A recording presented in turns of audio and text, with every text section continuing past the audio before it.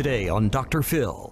It is hard for me to even begin to describe the home I'm about to show you. There's mouse feces all over the stove. And it gets worse.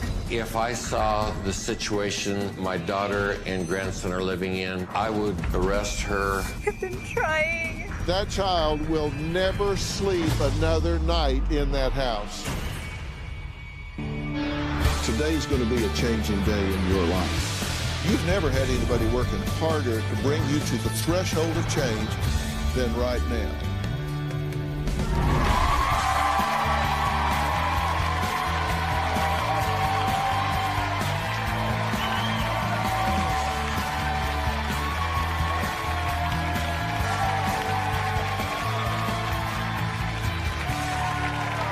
I'm not typically at a loss for words, but it is hard for me to even begin to describe the home I'm about to show you. Words like unsanitary, death trap, fire hazard, well, they come to mind, but they do fall short. Take a look. It's all pretty cluttered. We were told that this house was deemed a fire hazard and not livable. That's pretty accurate with all of the mold and lack of electricity and no plumbing. Well, what you just saw is the tip of the iceberg. Crystal admits she hasn't cleaned up in 2 years. Her stove doesn't work. She has no running water. The ceiling leaks. There are exposed wires, smoking electrical sockets, mice, and mold. Oh, but it gets worse. Crystal isn't the only one residing there.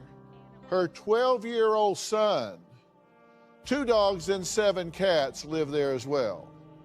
Now, Crystal's parents, Fred and Cynthia, say the home needs to be burned to the ground. And as 2 former law enforcement officers, I cannot for the life of me understand why they have never called Child Protective Services. They claim if things don't change today, why today? But if things don't change today, they say that's exactly what they're finally prepared to do. Finally. But based on their past history, I'm not sure I can take them at their word. My daughter's house does need to be burned to the ground. I walked into the front room, which had mattresses and box springs that were stacked on top of boxes. There's an aquarium.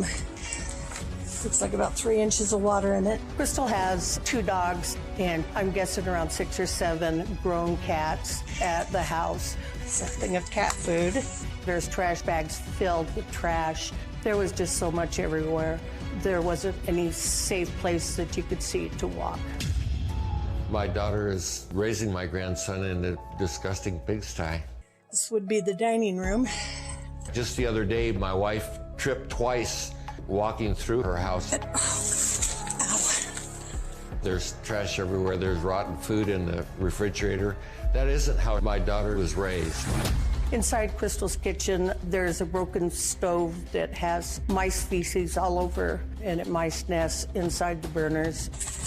Kitchen floor, kitchen sink. The house reeks of rotten food. My poor grandson, he used to be afraid of the mice, but it's come to the point now that he just is not bothered by them at all. Her electrical situation is very dangerous. She has electrical cords running from the front part of her house to the back part of her house. In my grandson's room, there's no lights. The fixture is hanging from the ceiling with wires exposed. There's a power plug running through there. I was in Crystal's house 18 months ago. It was bad, and I told her she needed to get it cleaned up. She said she was going to work on it.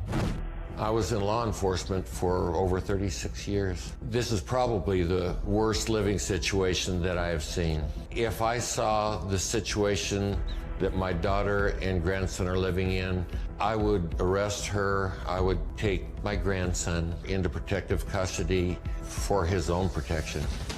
My wife and I have been reluctant to call CPS. We've been trying to handle things. I'm done after seeing what was inside Crystal's house. It is a total nightmare. my grandson will never sleep in that house again. Okay, Fred, Cynthia, well, first, before we start, both of you have spent your careers in law enforcement. That's correct. Yes. Well, let me just say to both of you, thank you very much for your service Thank you. in law enforcement. I really have nothing but the highest respect for those that put on that uniform and stand in the gap to keep the rest of us safe. Thank you. Now to your personal life. How long have you known this was the circumstance in which your daughter and grandchild were living? I Because knew. you said after seeing it, I can't tolerate this. Is this a revelation? Did you just learn this?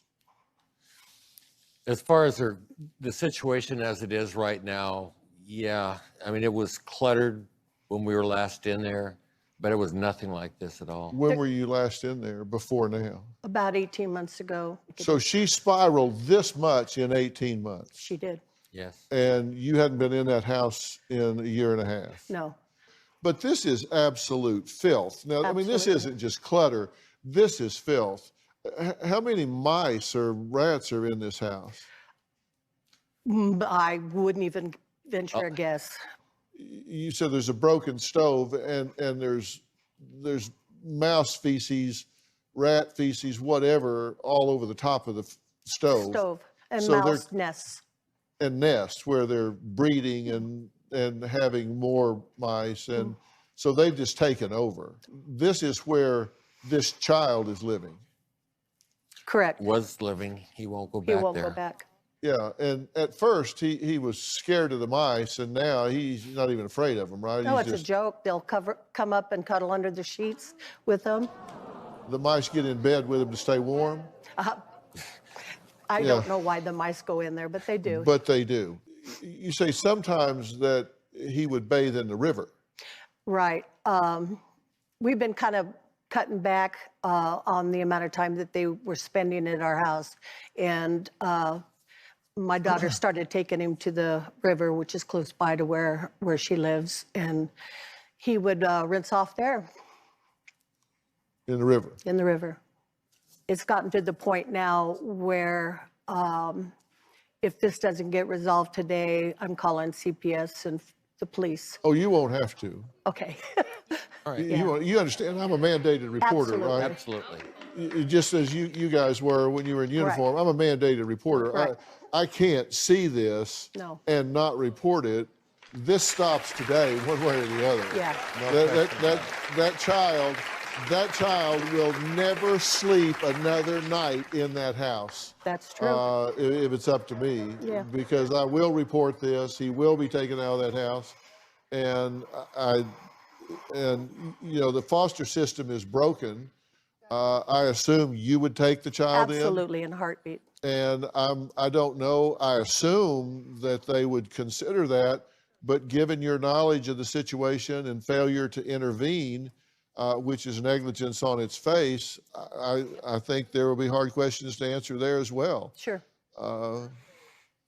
And both of you say, really, if you had made a wellness check, or you got called there on a domestic violence call or disturbing anything, and you walked into there, you would have arrested her for child abuse Absolutely. and taken the child into the system, called Absolutely. a social worker, and had the child removed from the home instantly, right? Absolutely. Absolutely. Immediately. But yet you've let days turn into weeks, weeks turn into months, and that child has lived in that filth all of that time. In retrospect, yeah. So who's this mother? I mean, who is this mother? I mean, is this mother completely lost? Is she not present? Is she mentally ill? Who would do this? Who would do this with a child? Well, that's the questions I get asked. And she's here. The mother is here. Crystal says her house is so dangerous, it's ready to spontaneously combust. She says she's terrified to leave the home because it's just a matter of time before it does burn to the ground while she's out. We're going to meet her after the break and find out how she explains raising a child in this environment.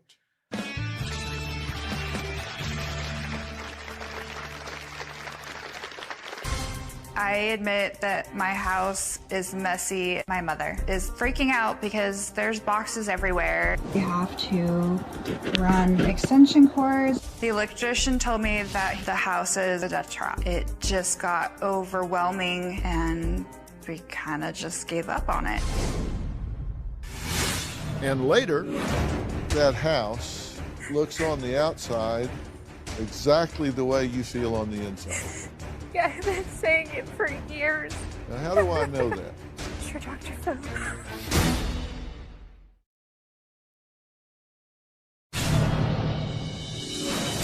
Crystal's house is beyond dirty and smells. I just sit down. You get an immediate blast of animal urine. It burns the inside of your nostrils. I could feel it in my lungs. There's areas in the ceiling where the rain leaks through. There's mold in the ceiling and mold in the bathroom. After being in Crystal's house for less than an hour, I can tell you that my lungs were burning and continued until the following morning from the smell of the house. Well, Crystal believes that her home has become a physical manifestation of who she is right now. She says she knows her house is an unhealthy environment, but claims on most days she's lucky if she can even get out of bed. I view my life as just existing rather than living. At one point, it was so bad that I didn't get out of bed. My past trauma is holding me captive and preventing me from being able to live the life that I deserve. As you can see, it's pretty cluttered. I admit that my house is messy and overrun with clutter. I tried to get it fixed. When I moved in 3 years ago, the house was disgusting. I was completely caught off guard because we didn't have anywhere else to go. It just got overwhelming and we kind of just gave up on it. Because there's boxes of stuff everywhere. I order online. If I can order it online, I'm gonna order it online. And I was so convinced I was gonna be moving out of my house, I kept the boxes. So my living room and where you're supposed to have a dining room. My mother is freaking out because there's boxes everywhere. My house does not have electricity. There's no electrical to it, so we have to run extension cords and power strip. And the ceiling doesn't work. The electrician told me that the house is a death trap. So I felt very trapped. My bedroom walls have outlets that work, but we super overload them because I have things I have to plug into my room because most of the house doesn't have power. And then we run extension cords out of my bedroom down the hallway into my son's room so that he can have power. So we have holes in our ceiling where electrical wires are exposed. We have an almost working bathroom, but there's no hot water. It's misery. It makes me feel so bad about my house and my situation. I absolutely crave the chance to really give my son a better life. Crystal, Yes.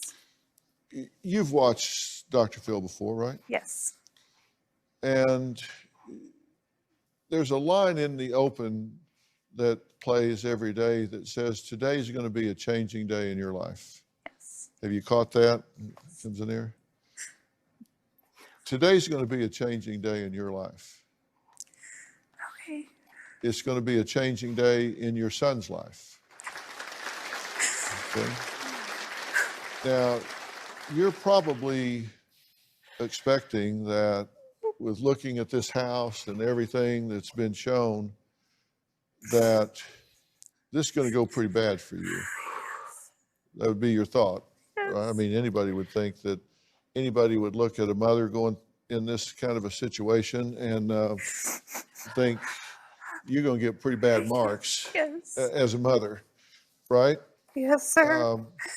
I'm kind of the opinion that that house looks on the outside exactly the way you feel on the inside. I think if we could unscrew the top of your head and look down inside, that it looks exactly like that. I've been saying it for years, decades. I've been trying. Now, how do I know that? Sure, Dr. Phil. Well, there is that. But, you know, nobody would consciously choose this. No. Nobody would consciously choose to live that way. Nobody would say, this is how I want to live. This is how I want my child to live. I mean, nobody would do that on purpose, right? So that means something is going on. There's some intervening variable that's going on here. And by the way, I don't think it's isolated. I think I know what's going on, and I think it's you, and I think it's you, and I think it's you. And I think people live something long enough that it becomes kind of their new normal. You've been this disheveled for a long time. When did it start? I would say it probably started initially when I was 8 years old, and I was molested by a group of boys and an adult man that I should have been able to trust. And when you say molested by a group of boys, what happened? How do a group of boys molest an 8-year-old girl? How old were these boys? They were mostly my age. I think there was one or two that were younger and maybe one or two that were older.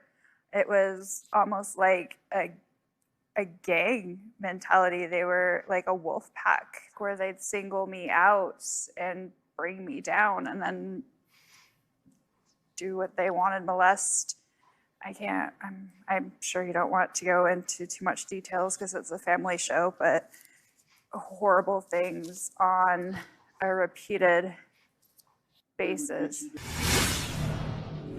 Your best friend disappears. She was taken.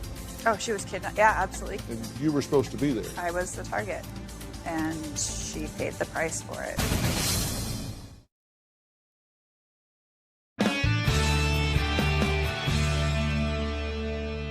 Fred and Cynthia say their daughter hasn't matured past 8 years old because she never healed from the traumatic incidents that occurred when she was younger. They claim that just months after allegedly being raped at knife point, her best friend was kidnapped and murdered by a serial killer known as the Werewolf Butcher.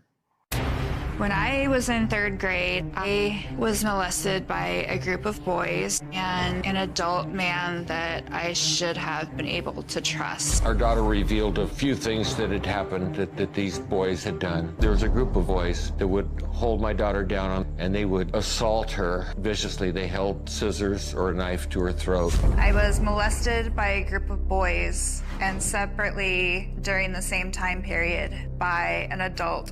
It went on for quite some time. The adult man that molested me told me if I told anybody about what happened, that he would kill my family, kill my friends, kill my pets. A short time later, my best friend Penny went missing. We found out years later, my friend Penny was murdered by a serial killer. Jack Spillman was arrested for killing a woman and her daughter, and as it turned out, he confessed to killing Penny Davis as well.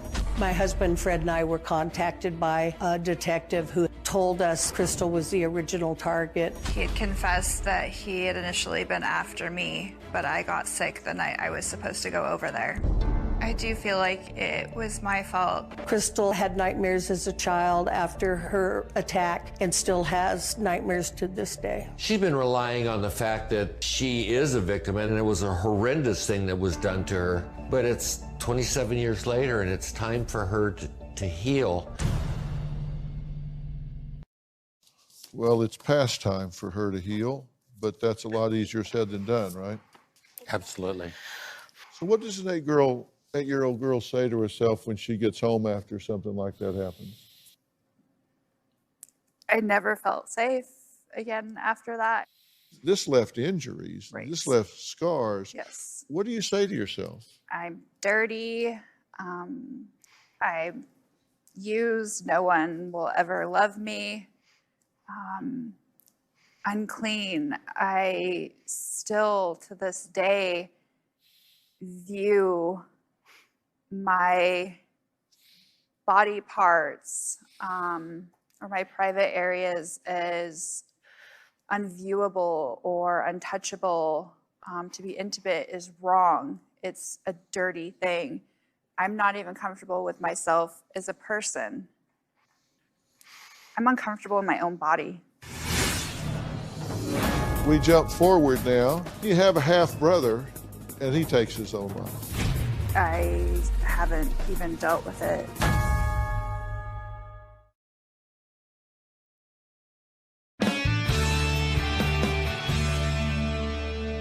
See, I believe we create the results in our life that we believe we deserve. And think about that for a second. Yeah. Let's look at what you've generated in your life as a reflection of what you believe you deserve. Because if this happens to you and you think, well, okay, so what am I now? They've done this to me, and so I'm now dirty. I'm now bad. I'm just trash. And so I look at your manifestation and you live in trash. You bury yourself in trash. This is why I say this is an outward manifestation of what's going on inside your daughter's mind and her thought. And I wanted to accumulate this to get a feel for what we were talking about. So I put together a timeline of these traumatic events. You know, we start back at 8 years old, and she's molested by a gang of boys. And this didn't just happen once. No. This happened repeatedly, right? Yes. And by a male, someone that she should have been able to trust. Then we go further, and your best friend disappears. Yes. And then a little bit later, your best friend is found dead. Yes. And how was she found dead? I believe they found her jawbone. And they sent it off for testing, but they didn't find all of her. She was taken. Oh, she was kidnapped. Yeah, absolutely Well, kidnapped. clearly she was taken. Yeah. And you were supposed to be there. I was supposed to be there that night. It was supposed to be me. I You, got in fact, sick. were the target. I was the target. How'd you feel about that? I still feel guilty that it was supposed to be me, and she paid the price for it. We jump forward now, and you get into a series of multiple abusive relationships. Yes. And during that time, you were abused pretty badly. Yes. In pretty much every way I could have been. Because, as I say, we generate the results in life we believe we deserve. Then you have a half brother, and he takes his own life. Yeah.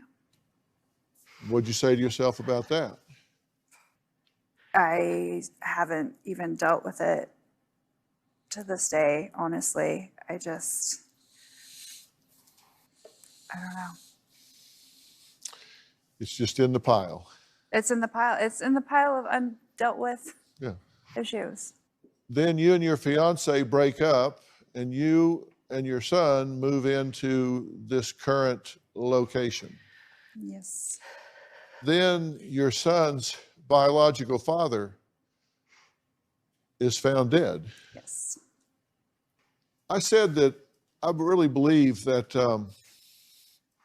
this isn't just involving Crystal. And I questioned why the two of you have reacted the way you have to the situation she's living in, as well as some other things that have gone along. And I have some thoughts about that as well. You know, we all make choices in life about who we are, what we do, how we live.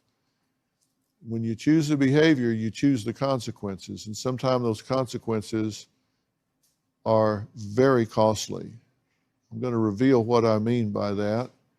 And these two are going to be very, very surprised right after the break.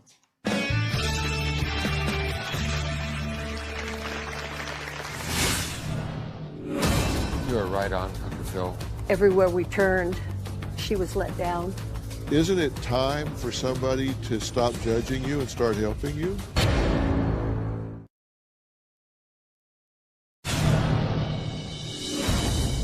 I've not been worried about my mom taking my son away from me because I've been an extraordinary mother to him. I think my daughter Crystal is capable of being a good parent to my grandson. However, right now, she's not at that place. My grandson was kind of raising himself.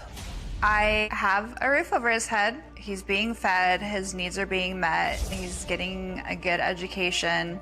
I do sometimes feel I'm spending too much time with my son. Sometimes it's hard to breathe or get a break because he's right there. Guys, we need to recognize something that's going on here, okay? And I need to be honest in saying that I can't diagnose anyone here. The diagnostic process is a complex process. I was in practice for years, and you go through a very involved process, but I can tell you what would be on my short list of considerations if I was doing so. And it involves one common thing among all three of you that I would very much consider, and that is I would bet all I can gather that you are suffering from a very severe case of post-traumatic stress disorder. I think it's comorbid with depression and certainly anxiety and a variety of other things, but certainly PTSD. That would be on my short list of considerations. And what you two may not be aware of is I think both of you two are as well. I think both of you are very likely suffering from a degree of PTSD as well. You've spent your entire careers in law enforcement, and you can't do that and not see things that people just aren't supposed to see. Deal with pain and loss and brutality and human suffering that people are meant to see and experience maybe 2 or 3 times in their life, and you maybe dealt with it 2 or 3 times in a night or a week. And so it has an effect on people mentally and emotionally, sometimes in terms of paralysis, sometimes in terms of just kind of you having to wall things off and take a step back and just be a certain way. What do you think about what I'm saying to you? You are right on, Dr. Phil. You couldn't express it any better than that. I would have to agree. Not to discount my daughter's abuse, attacks by any sort. It's been very difficult for us as well to have dealt with our careers and then become a family that has a child that has suffered as she did, and everywhere we turned, she was let down. And the helplessness and the hopelessness that both of us felt trying to get right some wrongs, to give her at least some closure. You know, I can say as a father, I can just imagine what you had to think waking up at 3 o'clock in the morning, looking at the ceiling, thinking, I failed to protect my daughter. I've failed to get justice for my daughter. I've failed to, and as a mother, what you've had to think about, how as parents can we haven't been able to stop this. We haven't been able to heal this. So, you know, I don't ask myself why you have trouble getting everything lined up and working the way it should. I ask myself, why not? I don't ask myself why. I don't sit here and judge you. What I try to do is say, isn't it time for somebody to stop judging you and start helping you? I was very much like that. Next, Crystal says that she doesn't expect handouts from her parents and certainly doesn't want them to raise her son. Cynthia says She's enabled her daughter her entire life and believes Crystal simply couldn't function without her. Something has to change right now. And we're going to talk about that after the break.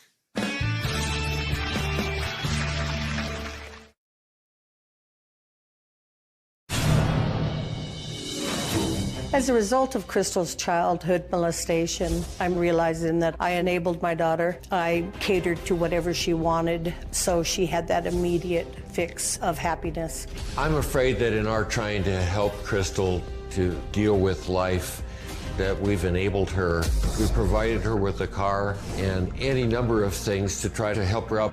Up until recently, I gave her money every month. I would pay for her hair or her nails. When we started working as EMTs, there was times that Crystal was not able to take the call, so I would take the call for her. I did not hold Crystal accountable. I'm adding somebody to the mix right now, Dr. Charles Sophie. He is a psychiatrist. He is the retired medical director for the County of Los Angeles for the Department of Child and Family Services, where he was a medical director for 22 years.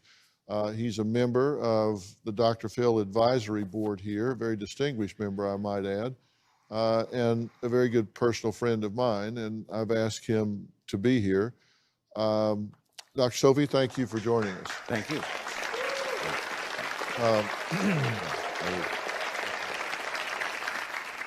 Let's get a couple things out of the way. First off,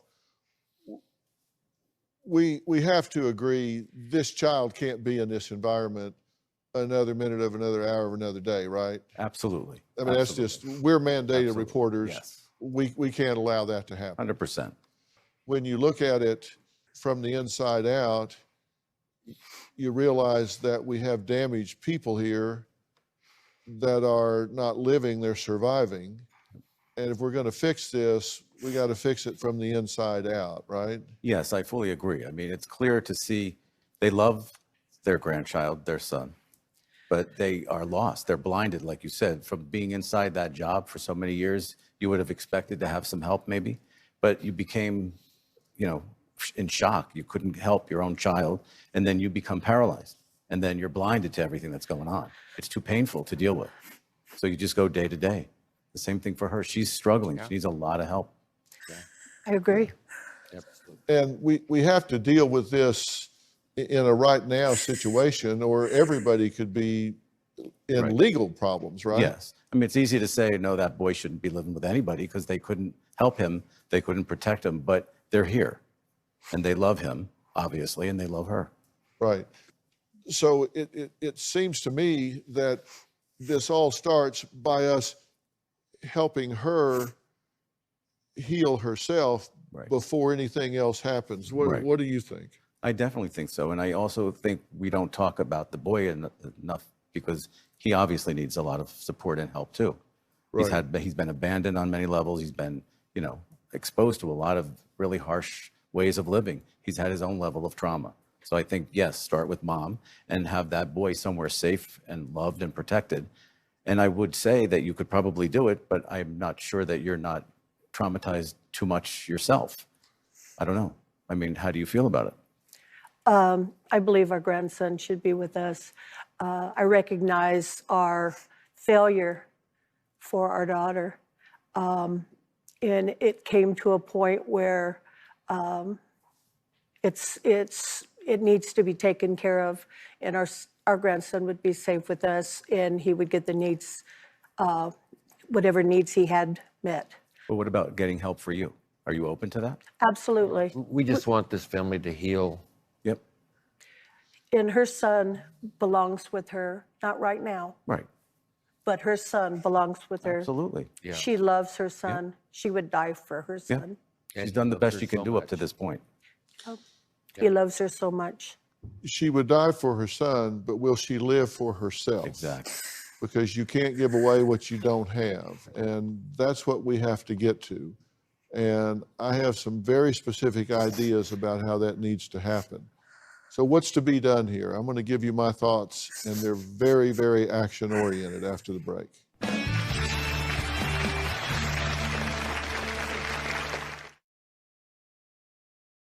Dr. Sophie, let me tell you my thinking, and you backstop me here and add to this whatever you think. We've agreed this child has to be protected. There's no wiggle room. There's no choice in that matter. Agreed? Correct. On every level, emotional, physical, intellectually, every way. And the young man needs help. Yes. Professional help. Yes. Everybody involved here needs professional Yes. help. But the linchpin in this is Crystal. Correct. And there are people in the helping professions that are specifically trained and specialize in dealing with people that have been subjected to trauma. And I want you to have that kind of help in a very concentrated way. And there's a place, and I don't know if you've ever heard me talk about it or not, called Onsite. It's in Nashville, Tennessee, or just outside of Nashville, Tennessee. And this is not a mental health facility. This is not a psychiatric facility. This is a place that works with people that have been through trauma.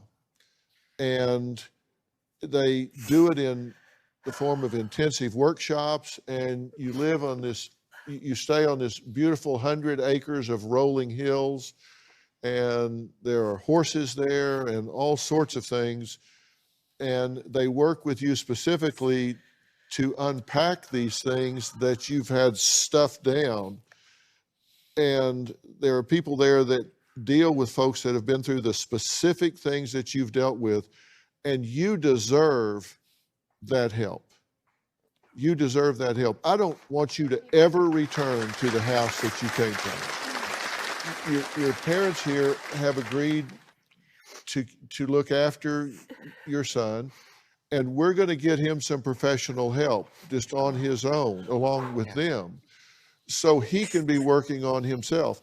I want to keep the government out of this. And if I know that he can be with you and y'all can do this together and willingly, then that fills the square for me. Does it for you? 100% yes. Okay. And knowing that we're going to get him, and we're in a pandemic right now, we will use the company that my son founded called Doctor on Demand, where we can do this in a teletherapy sort of way, which is a wonderful way to do this for you guys and for him.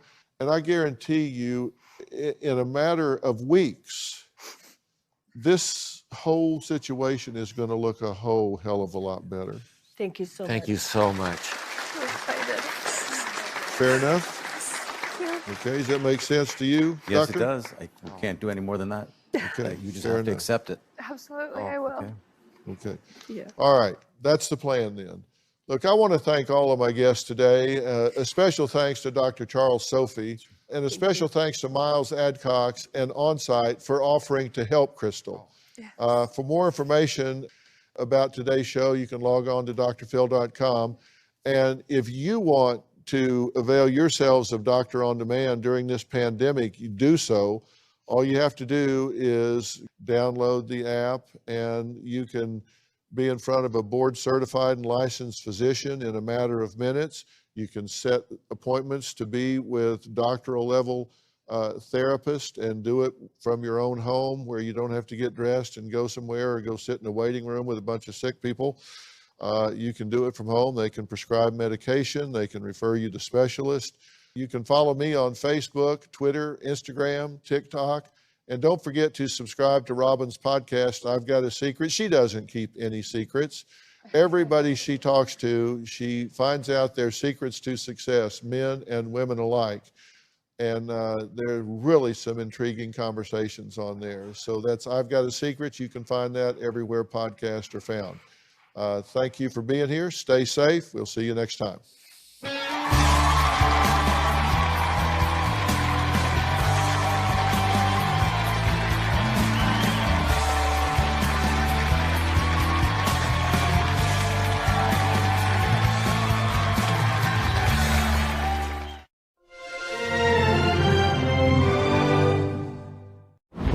Today on Dr. Phil.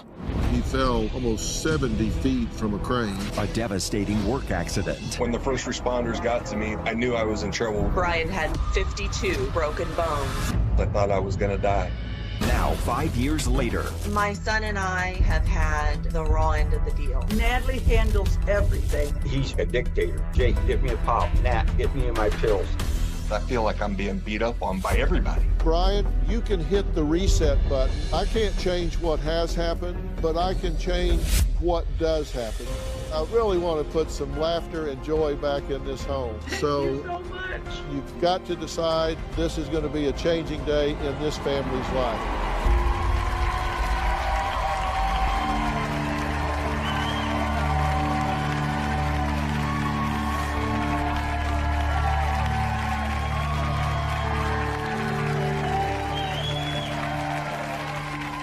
Natalie and Brian were high school sweethearts. They got married, bought a house, started a family. They took family vacations, fishing trips, went to amusement parks together. Life was really good, and they thought nothing, just nothing could disrupt that flow. But then 5 years ago, Natalie received a call that changed her life forever.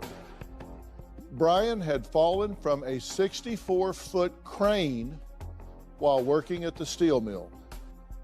The doctor said they didn't expect him to live through the night. But after back-to-back surgeries for 30 days and being in a coma for 62 days, miraculously, Brian did survive. He had to learn to eat and talk again, but the one thing that they said he would never be able to do was to walk on his own again. Take a look. I went to work. I said goodbye to my wife, just like I would any other day. I just didn't expect to not come home for 6 months. I was clear up on top of the crane, which is roughly 70 feet. There is a picture of the crane similar to what my husband fell from. When they told me that he had fallen from that, my first reaction was, oh God, is he going to die? When the first responders got to me, I knew I was in trouble because the pain was very intense. It was hard to breathe.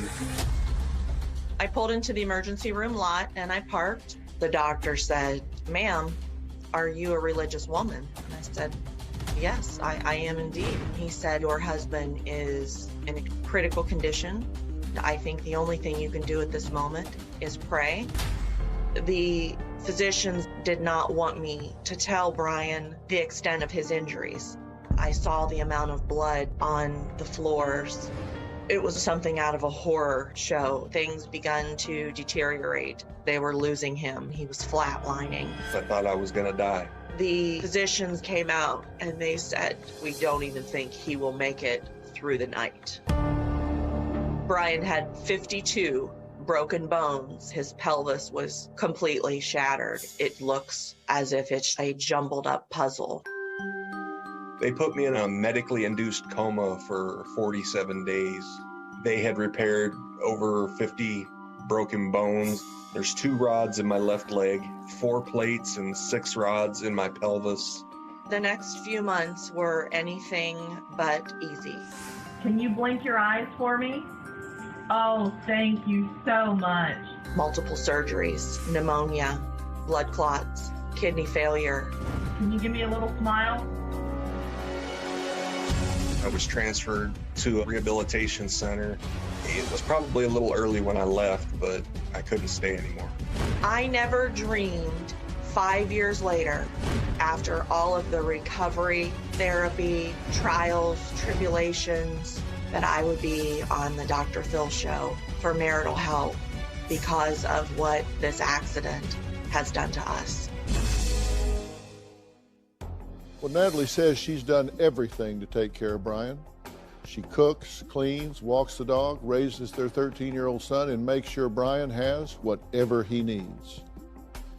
But instead of being grateful, Natalie says he is bitter and demanding, and she feels more like her husband's slave than his wife. She says it's taking a serious toll on their marriage, but Brian says no one really understands what he's going through. Ever since the accident, Brian and I have lost that husband and wife focus. Brian. I never said that you were wrong. The husband that I had before is gone. There's been a strain in the marriage since the accident because Natalie's had to pick up the slack. I feel like a burden. I can't do the things that I used to do. Not being able to provide for my family definitely makes you feel like a lesser man. I am his verbal punching bag. Brian is so angry about being in the wheelchair. He starts yelling or cussing. Trying to communicate usually turns into a screaming match. I have asked Brian, do you want a divorce? Do you want me to just leave? I know I have my flaws. You're the first one to say something when he's huffing and puffing. I have tried to communicate with Nat about these things. Brian relies on me for everything. When he gets a shower, I have to lay his clothes out. I have to get the towel. He cannot make his bed. I have to do that. I went from a wife to a caregiver, nurse, all of the above. My son and I have had the raw end of the deal. I asked you to come out and watch me. He just sits there. Natalie complains that I sit in my chair for the most part. If she were in my shoes, she would sit wherever she's the most comfortable too.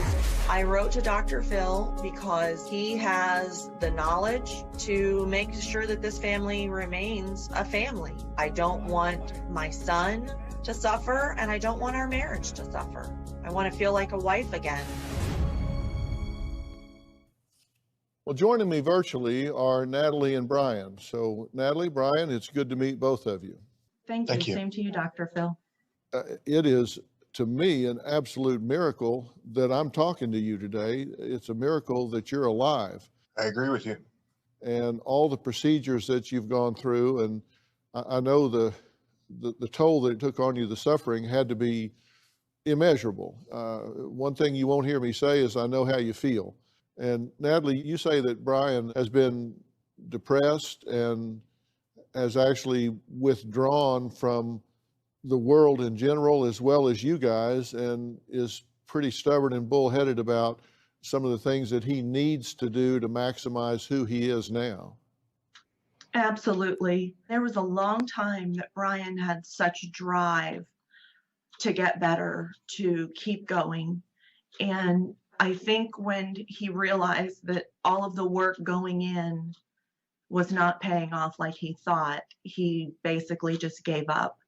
Brian, has this broken your spirit? Have you lost hope when you found out that you weren't going to be able to walk again?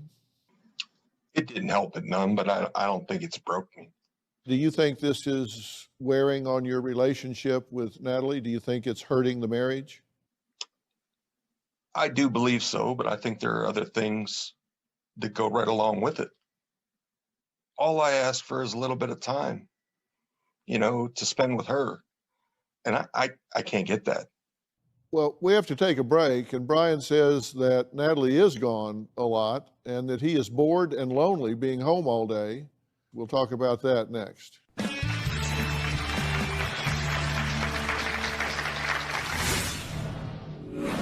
I've been doing this for 45 years, and if you continue on the path you're on, you are at high risk for divorce. And later, you think Brian resents Natalie because she can do things he can't do. Yes, sir, I do. I see Brian look at her at times, and I think, what's going through his head?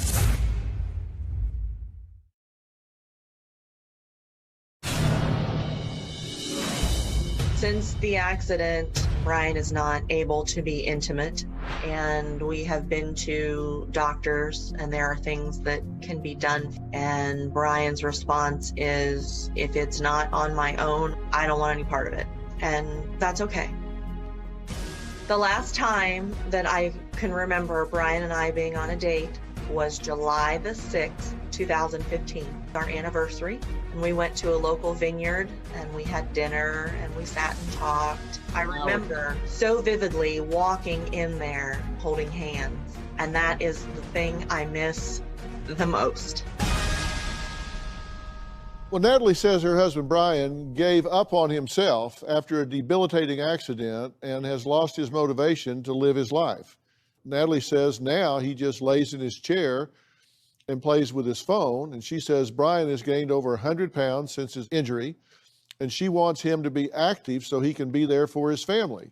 Brian, you lost your dad prematurely due to, at least secondary to, obesity, correct? Yes. Are you concerned at all about that? I think it, to some degree, yes. I don't think it's going to be to the extent my dad was. Well, Natalie, how do you feel about the way you're being treated? Let's just put this on the table and get this out there. I'm just frustrated. I mean, Brian will say that I'm not there or I'm not here, but if I am physically not sitting beside of Brian, then in his eyes, I'm technically considered not here. And if I'm outside mowing the lawn, then I'm not here. It's frustrating. It takes a lot to run a house. I maintain my job. We have a child. I have aging parents that have had some major surgeries. I stay active in my church. I stay active with my son's school. Yes, I do take a lot on, and I've always done that. That's nothing new to the person that I am.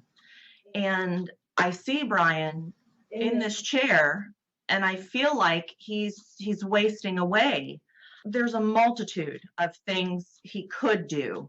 I put together, from what you said and from what Brian said, a list of what I call self-defeating behaviors. According to you, you say he has a why bother attitude, that he's tired of being kicked down, that he won't go to support groups. He says that's just not for him, and that he won't watch his son ride his bike or play sports, and he criticizes you for not being with him, won't go on dates with you, doesn't sleep in the same bed. And according to Brian, he says, look, nobody understands. They haven't been through what I've been through. Nobody understands.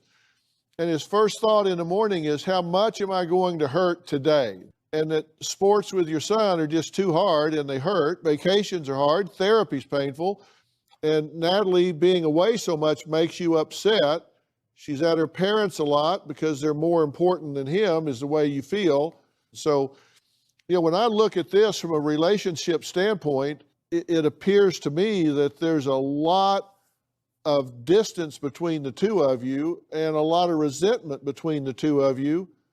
And I can tell you that I've been doing this for 45 years, and if you continue on the path you're on, you are at high risk for divorce. And when we come back, we're going to add Brian's in-laws to the conversation. They say Brian needs to be grateful he's alive and stop treating Natalie like a servant. But Brian says, you know what? They need to butt out of this marriage because they're not helping. Brian is bitter because he knows he can't do what other people do. I don't think he's ever accepted the fact that he's never going to walk again. Brian, wake up, be so thankful that God spared your life.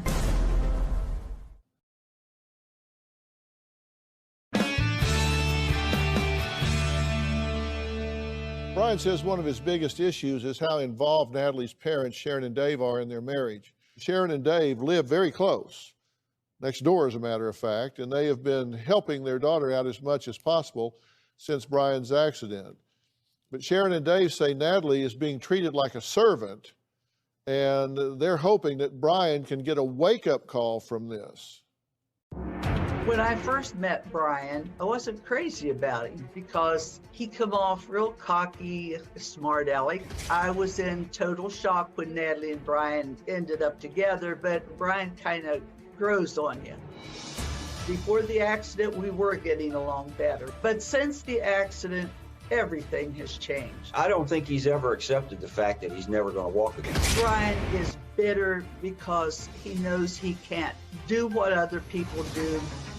Before the accident, Brian treated Natalie as his queen. Now, Brian treats Natalie as his nurse. Natalie handles everything, doctor's appointments, prescriptions, groceries, do the yard work. He's a dictator. Jake, get me a pop. Nat, get me my medicine. It's not a pleasant thing for a father to hear that his daughter and his grandson have been pretty much turned into servants. Brian could be in a lot worse shape than what he is. He's home with his wife, his son. They both try to make everything as easy for Brian as they can. We all have things in our life that we have to deal with. Sometimes they're worse than others, but you have to move on and find some kind of purpose in your life. Brian, wake up and look around and see what you've got and be so thankful that God spared your life, and tell Natalie and Jacob how much you love them. Whenever you think life has given you the biggest kick in the teeth, that's when you've got to stand and be strong and show the world what you're made of. And I don't think Brian is capable of that. Sharon, Dave, thank you both for joining me. Thank you. Thank you. You think that Natalie is being mistreated here, not being appreciated, because Brian is bitter about what has happened to him, correct? That's exactly what I think. I mean, I understand Brian hurts. Brian's going to hurt the rest of his life. But that doesn't mean everybody else has to be miserable because he hurts. And Sharon, you believe that Brian resents your relationship with your daughter, that he sees that as being at his expense, that if she spends time with you, that's taking away from him. Yes, Dr. Phil, he really does. I know Natalie and I spend a lot of time together. But what Brian doesn't realize, there's a lot of times Natalie walks in my house. I don't say anything. I let her go in the bedroom. I let her cry. I let her get frustrated and cry, Brian. I try to be there. That's all I can do, is try to take care of Natalie and Jacob and try to help Brian all I can. And if he resents it, I can't help it. She's going to be my daughter forever. And you think Brian resents Natalie because she can do things he can't do? Yes, sir, I do. I see Brian look at her at times and I think, what's going through his head? She gets up and she walks. She out the door, she goes. Brian, she goes to work. You stay home. She drives the car. Brian stays, Yes, I believe Brian resents Natalie a lot. Brian, how do you feel about what your in-laws are saying? There's never been any slack where my in-laws are concerned. When I first came around, Sharon said I was cocky. And the short of it is I didn't bow down and be their perfect idea of what their daughter should have. I'm not submissive to anyone. If you want respect, you have to earn it. Well, my question is, are you respecting your wife? And are you doing everything you can to be the husband and father that you need to be? And that doesn't have anything to do with standing on your feet. It has to do with you manning up and being everything that you can be, regardless of your physical stature. Now, Natalie says their 13-year-old son, Jacob, is taking care of Brian just like Brian took care of his dad. Is that fair to him, or is this forced maturity robbing him of his childhood and adolescence? Well, we're going to meet him after the break.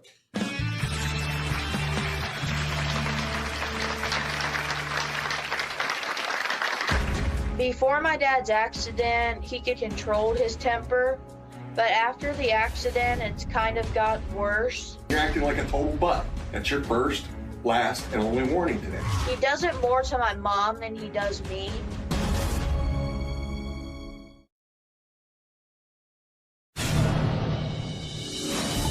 Brian has gained over 100 pounds in the 5 years since the accident. His parents are deceased from both being overweight, and I don't want that to happen to Brian. I think the fast food that Natalie brings home instead of cooking a meal contributes to my weight gain.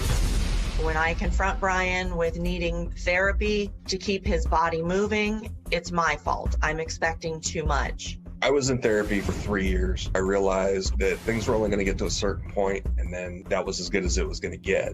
The pain was outweighing the progress, so I've pretty much given up therapy in order to be more comfortable.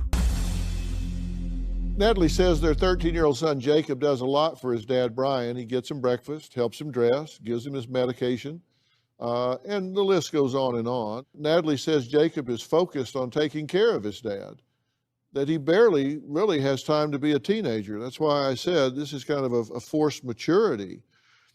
Jacob says he just wants to spend quality time with his dad. He wishes that Brian would put his phone down and just pay attention to him, just have a conversation with him, come out and watch him do things he does. He wants to connect with his dad, but he says his dad's just too distracted. Ever since my dad fell, my mom and dad's relationship hasn't been the greatest. It's been going downhill because they're not very good at communicating with each other. It turns into a massive argument. My mom gets mad at my dad because he usually sits in his chair all the time and he doesn't do much around the house. Before my dad's accident, he could control his temper, but after the accident, it's kind of got worse. He goes off on me. You're acting like a total butt. That's your first, last, and only warning today. He does it more to my mom than he does me. My dad has to realize that my mom has way too much on her plate, taking me to school, packing my lunch, looking in after my grandmother, helping everybody at work. It's been a while since I saw them like hug or kiss. All my friends, when I go over to their house, their mom and dad always like hug each other or kiss each other. And it feels like my mom and dad aren't normal like other mom and dads. I think my dad can be more caring. He could say to my mom that he loves her more and make sure she gets noticed when she comes home from work. I would like him to get back in therapy so he would be a little bit more active with me. But if it puts him through pain just to please me, then it's not worth it. Well, joining me virtually is Jacob. Jacob, how you doing? Good, how about you? Well, I'm all right. I'm really glad to talk to you. What do you like to do most with your dad? We like to go to the car show. So your dad's a gearhead, isn't he? Yes, very Yeah. much. And you too? Maybe a little more than him at times. Oh, really? So you would like nothing better than to share more time in that with your dad, like building a hot rod or something like that? Yes. Maybe we could like do more stuff together. Like sometimes I ask him to wrestle and I understand it hurts him. But sometimes that's like all I want to do, but he can get on the floor and play with our dog Bobby. But it seems that he can't get on the floor and wrestle with me because it makes him hurt. Brian, what do you think when you hear him saying that he wants to spend more time with you and wants more attention from you? The attention he wants is to do things that I can't do. What could you do that you think would make Jacob feel like he was more important to you? After listening to that, I'm not sure.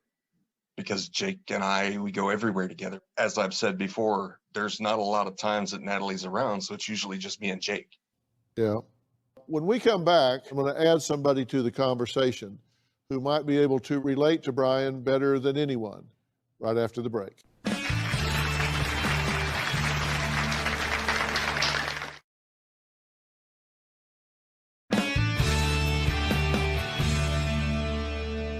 Brian became paralyzed from the knees down after he fell almost 70 feet from a crane.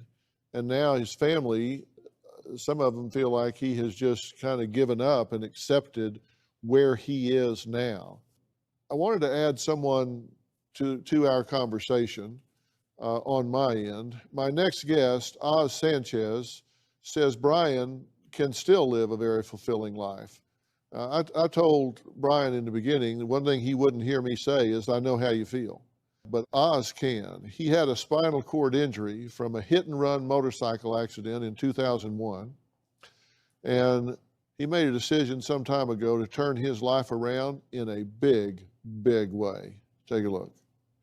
Almost 20 years ago, I had a hit-and-run motorcycle accident that left me with incomplete spinal cord injury. I couldn't move my legs, couldn't wiggle my toes. I was told I'd never walk again. That recovery or rehabilitation was probably the span of 3 years, whereas emotionally that took the better part of a decade. My salvation came finding an identity through sport, and cycling had always been my thing. My goal was simply just to get active and have an outlet.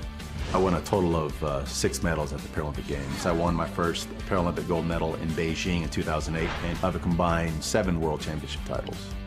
Brian's story is in so many ways very similar to what happened with me, because I was also in a relationship.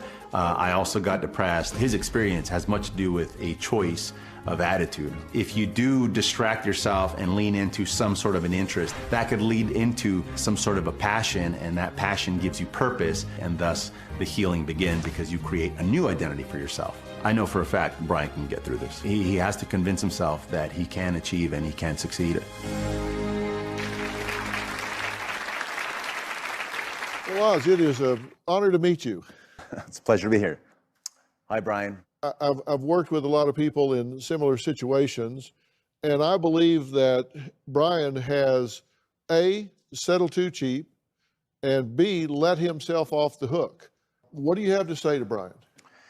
I mean, my heart goes out for your situation, and I would never make the mistake of comparing people, because everybody's experience is very subjective, depending on how we interpret and how we perceive those circumstances to affect us.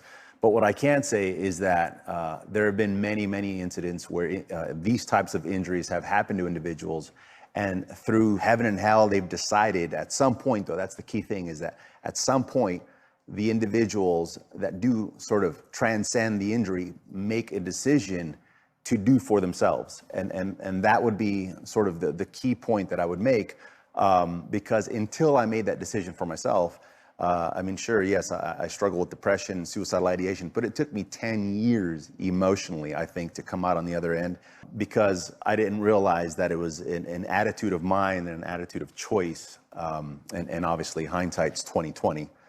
So with that said, at the end of the day, you know, whether we succeed or fail in life, at the end of the day, it's an individual choice.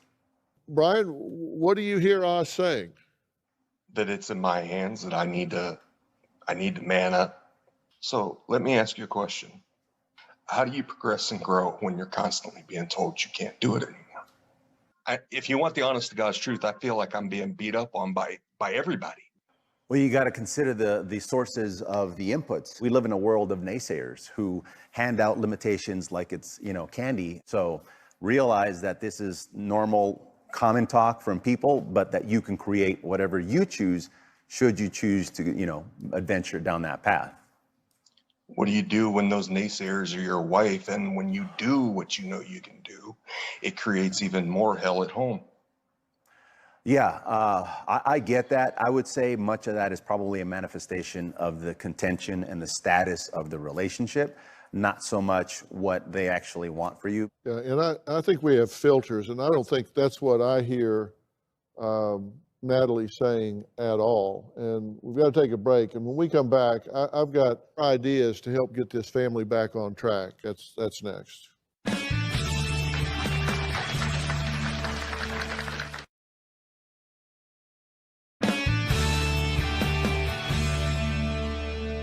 When Natalie says she wants Brian to stop using his injuries as an excuse and start being more involved as a husband and a parent.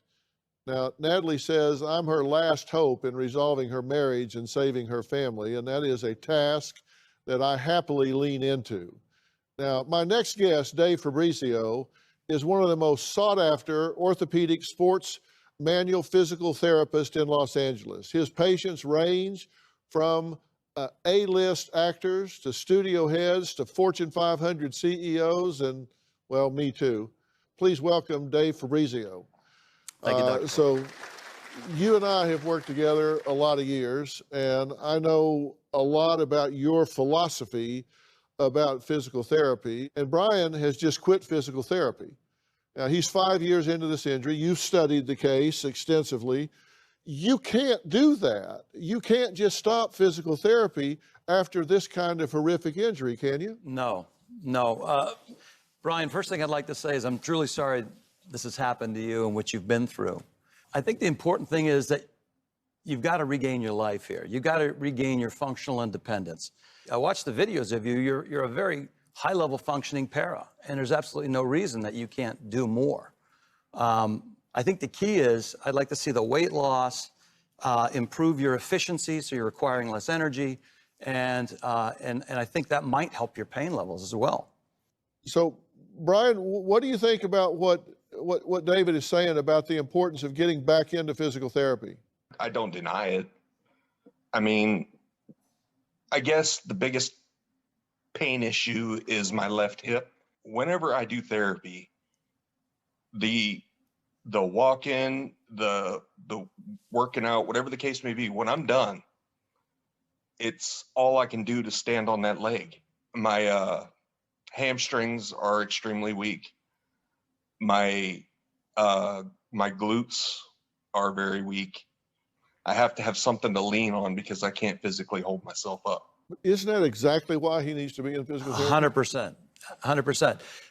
The main thing is you have to build your strength. If you don't work on these things, forcing your body to adapt, you're going to decondition and you're going to get weaker and weaker. And then the bone density, if you're not moving around, your bone density is going to decrease and create other issues for you. Did you ever think you would do in the Paralympics what you've done when you were in physical therapy and working your way back? Absolutely not. No, that was not in my radar or wildest dreams. I never got off the bike again. Where your injury is? I'm in L1 incomplete. Yeah, so from my point of injury, from the waist down, I only have use of my quads, no glutes, very partial hamstrings, nothing below the knees.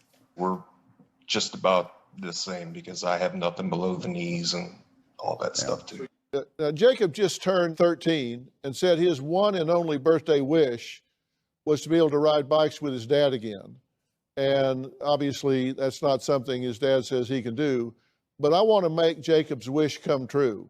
So Outrider USA is giving Brian a bike worth $15,000, which has the ability to give Brian independently the ability to get outside and have fun with his son again. Now, Outrider USA specializes in building bikes for quadriplegics, paraplegics, stroke victims, and wounded veterans. And Brian, I think this can be an amazing way for you to get out right beside your son, Jake, on the street or off-road or whatever, and get to riding that bike and feeling that wind through your hair right beside your sons. You think that might be fun? Yes. Yeah, I think it'd be great. When we come back, I've got a plan to get this family back on track and something else I want to share. We'll be right back.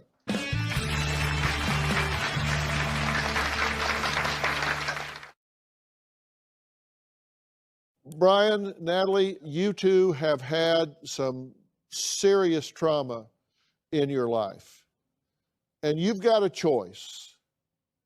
I can't change what has happened, but I can change what does happen. You can hit the reset button and you can decide, you know what, we can either go through this the way we've been doing it, and if that happens, Natalie, you're going to suffer from what's called caretaker burnout.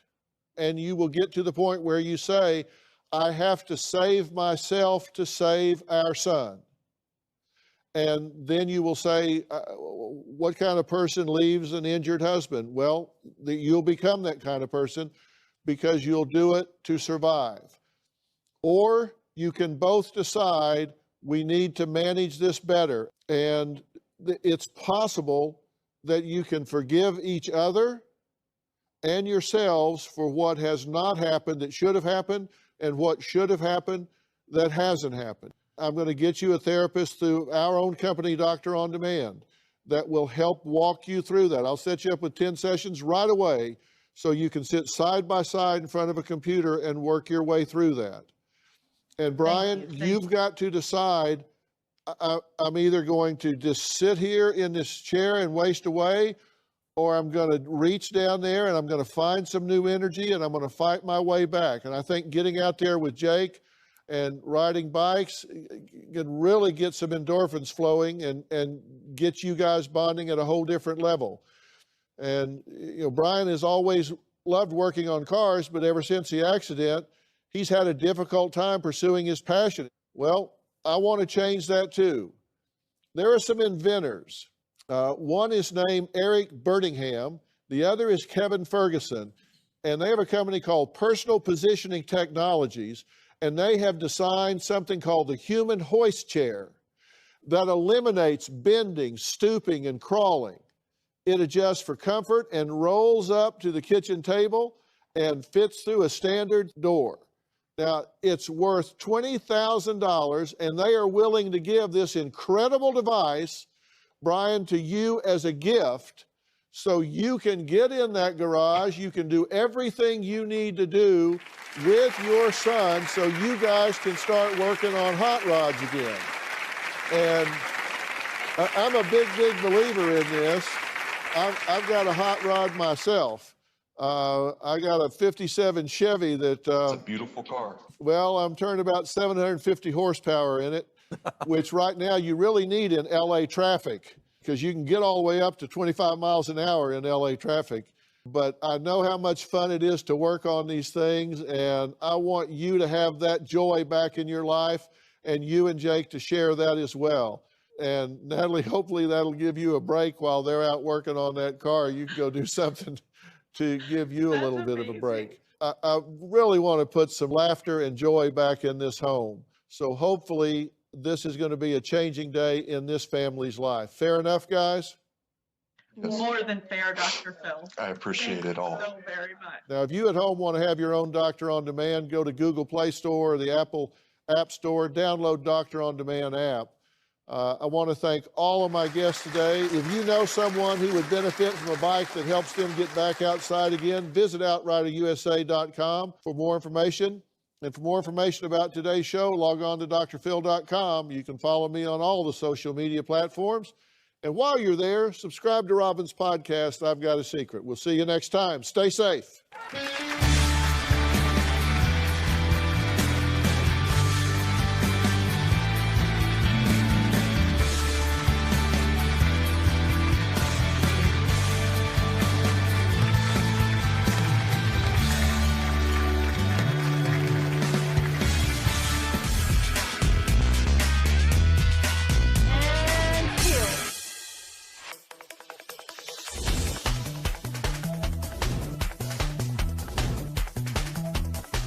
Are you kidding? Is that for me? Most definitely is. This is fantastic. My name's Kevin Ferguson, and this is Eric Brittingham. We're from Personal Positioning Technologies. We build a human hoist.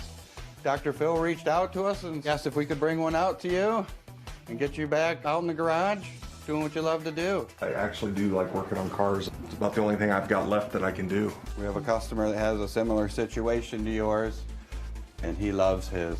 Really? Said it's changed his life. It's given him his freedom back in the garage to do what he likes to do. When we heard your story, we decided you're the guy that probably needs it. I appreciate it, man. This is amazing. I'd like to show you some of the functions of the chair. Okay. Okay, now once you're in it, there's no accidental discharge. You can push these handles, pull on them, nothing's gonna happen. So you pull them back up to pull yourself up. You push them forward to go down and pull the trigger. It's pretty much as simple as that, but you want to put it in gear and then hit your accelerator. Pull this headrest up. Now you've got support. Now you just go back, and now I can go right to the ground with zero physical effort. Now when I get here, I have a headrest. Now you have to lift your head just a little bit up. And there's a little paddle here. Yep. You just pull the paddle. You can lay it, now I can see where I'm going. And then now you're going to sit in it, and you can go down to the ground as a chair. Oh, that would be so great to polish my truck. You're a big guy, so you're gonna bring it up and it'll help tip you right out. So you don't have to launch yourself out. It takes all the stress out of your body. Wow. That'll let me even look in the top of my toolbox and everything. Yeah. You have no idea how amazing that really truly is. The engineering behind it, just to see the mechanics of it, is fantastic. All right, Brian, I think it's time to put you in the seat and get you doing it. It takes about 10 minutes and you'll be an expert. You'll be better than Eric. You'll get used to that. That's what you got to get used to right there, the holding it on the switches. I like the fact that nothing happens if you go too far. I'm gonna throw you out on the floor. Yeah, well. It's been designed not to do that. I am very, very happy, very pleased, very excited to try this thing out. Awesome. You're gonna love it. I've looked at a lot of stuff. I didn't find anything comparable to this thing. I appreciate it more than you ever know. All right, man. Well, good luck to you. I just wanted to say thanks, Dr. Phil. You've made my day. Well, rest of my year. I appreciate it. This thing's amazing.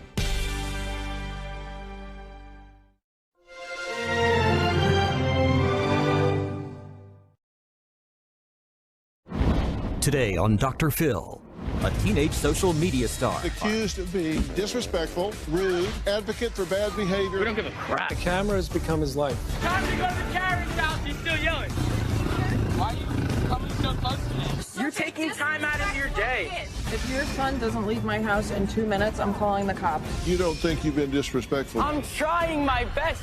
Okay, we're done here. I'm sorry. Let's do it. Have a good show, everybody. Here we go. This is a safe place to talk about hard things. Stand by. We'll count you down. Today is going to be a changing day in your life. 5, 4. Get ready to take care of you.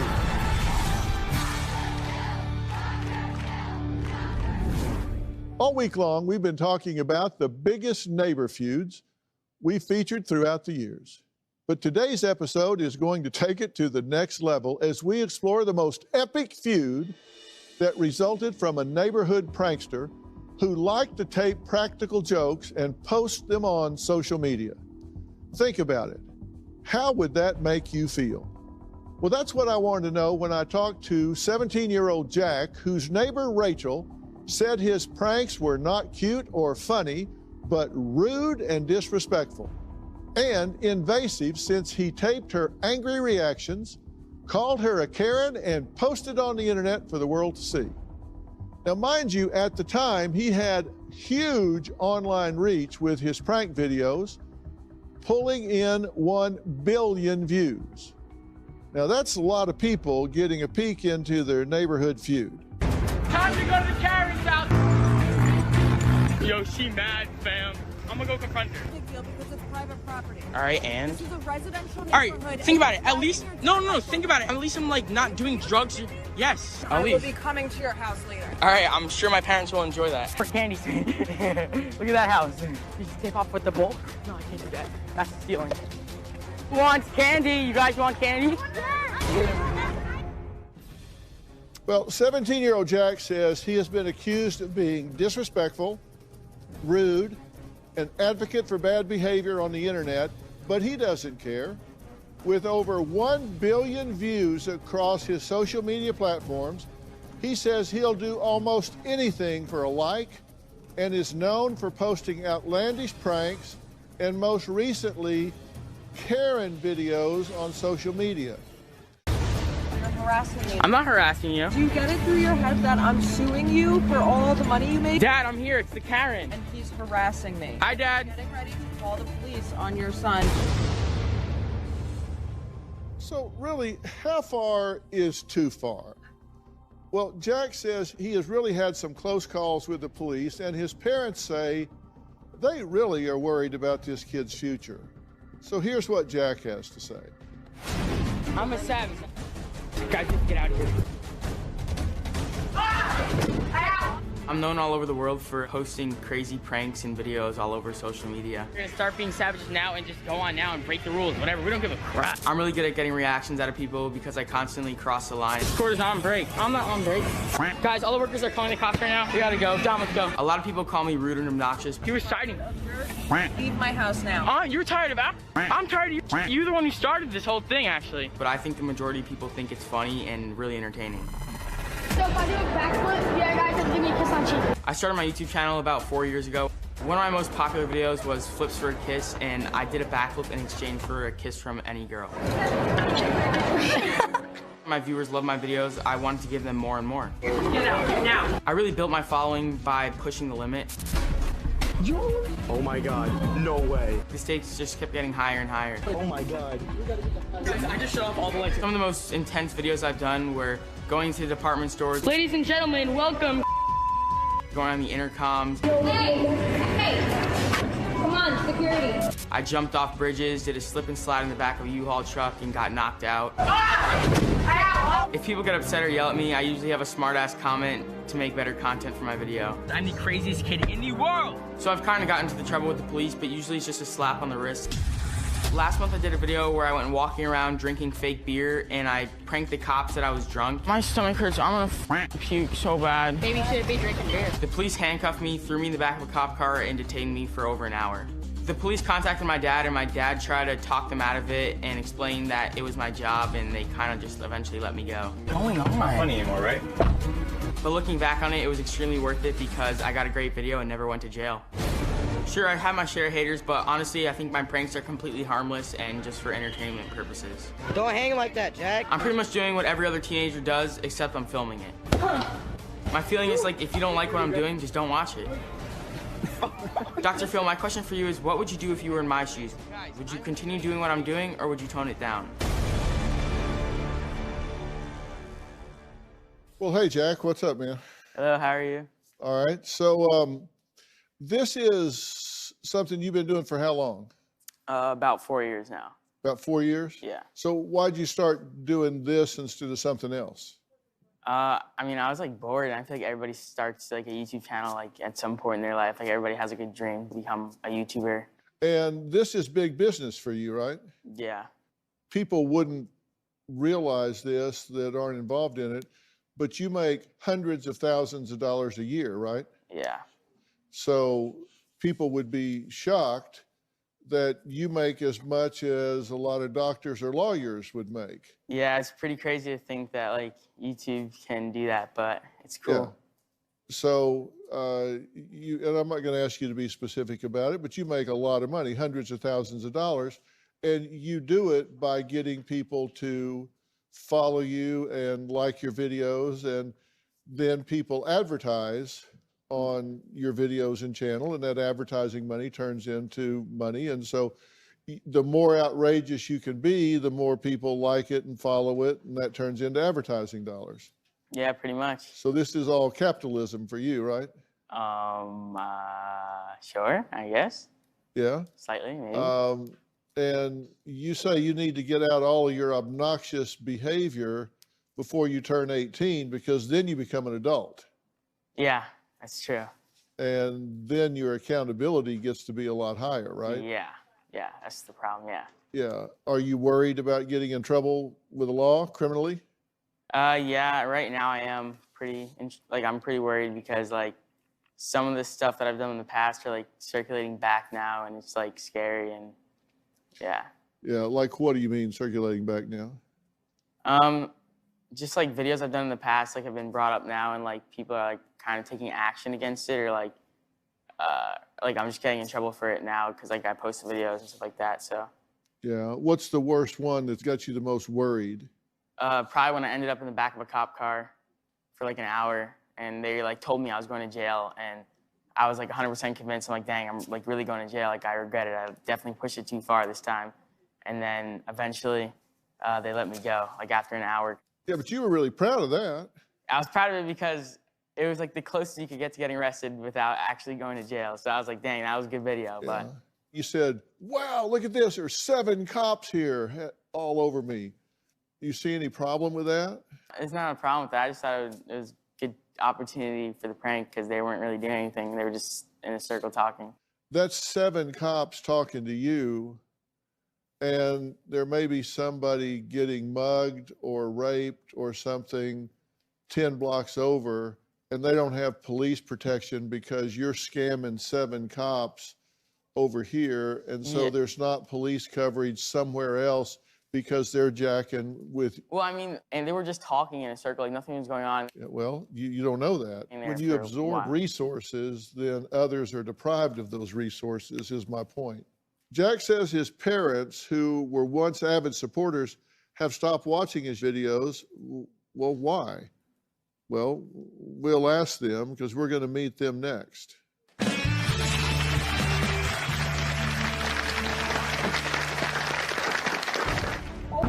Bye.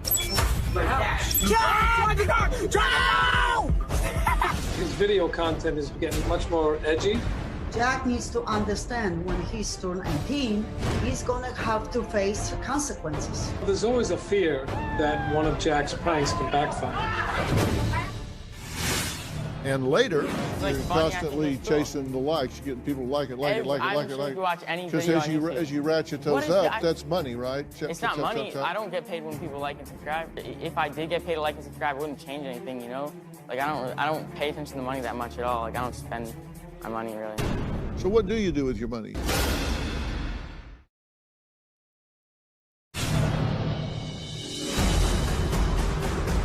What made you ever think of doing that?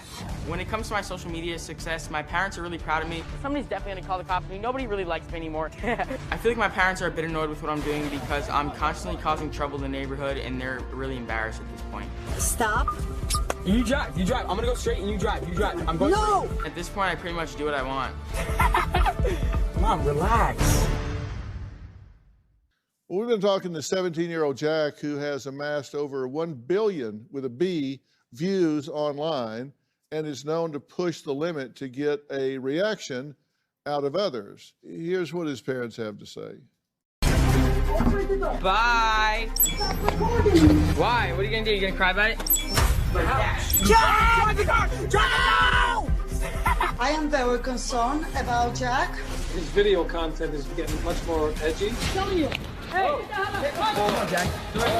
Some of Jack's videos and some of his pranks have definitely gone too far. This is disgusting to me. Well, at the end of the day, you have to remember that this is what you two raised, and this is what you guys got. If it's up to me, I would tell Jack to stop doing all these videos. Last month, he bought 0% alcohol beer. Woo! I'm hammered. Oh my bro! And he was acting drunk, so they put him in cuffs. This is what got me arrested. Guys, are you ready? Why would I be excited that you got arrested? Police eventually called me after they detained Jack. And I believe if they didn't call me, Jack would have gone to jail because of his attitude. Jack needs to understand when he's turned 18, it's not gonna be mommy or daddy help me. He's gonna have to face consequences. It's hard to punish Jack by taking away his phone or shutting off his computer because that's how he makes his living.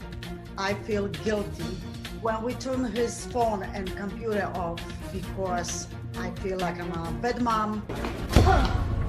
Social media has really taken over his life. Schools say if Jack's not gonna continue doing his homework, he's not gonna be able to graduate.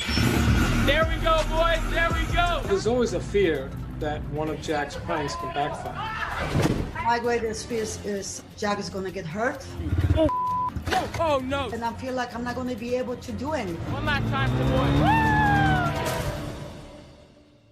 Well, Jack's dad, Mark, is here, and his mom, Anna, is joining us virtually. So, Anna, hello. Hi, how are you? I'm well. Hi. Mark, thank you for being here. You kind of endorse what he's doing, or at least go along with it, right? I understand Yeah, you take me to Walmart all the time. No, I understand his direction, but sometimes now that he's getting older, his content is getting so much more edgy. And I imagine that's because he's getting older and his audience is getting older. And he just keeps pushing the envelope and it's getting scarier and scarier, correct? Yeah, but you say, I can't take his phone or his cameras away because that's how he makes his money. Yeah. And I mean, he's working like a 30-year-old, and so, you know, I'm not going to It's difficult to figure out a way to discipline him. It is. If I take away his camera, if I take away his I'm not computer. like this off camera. Like I'm respectful. No, you could be. You're tough off Maybe camera with you too. guys because you guys don't like to listen to me a lot when I talk to you, but off camera, I'm not out here like, you know, doing crazy stuff to people and all that stuff, you know? Yeah. Anna, what do you think about this? It scares me. It's really do. Yeah.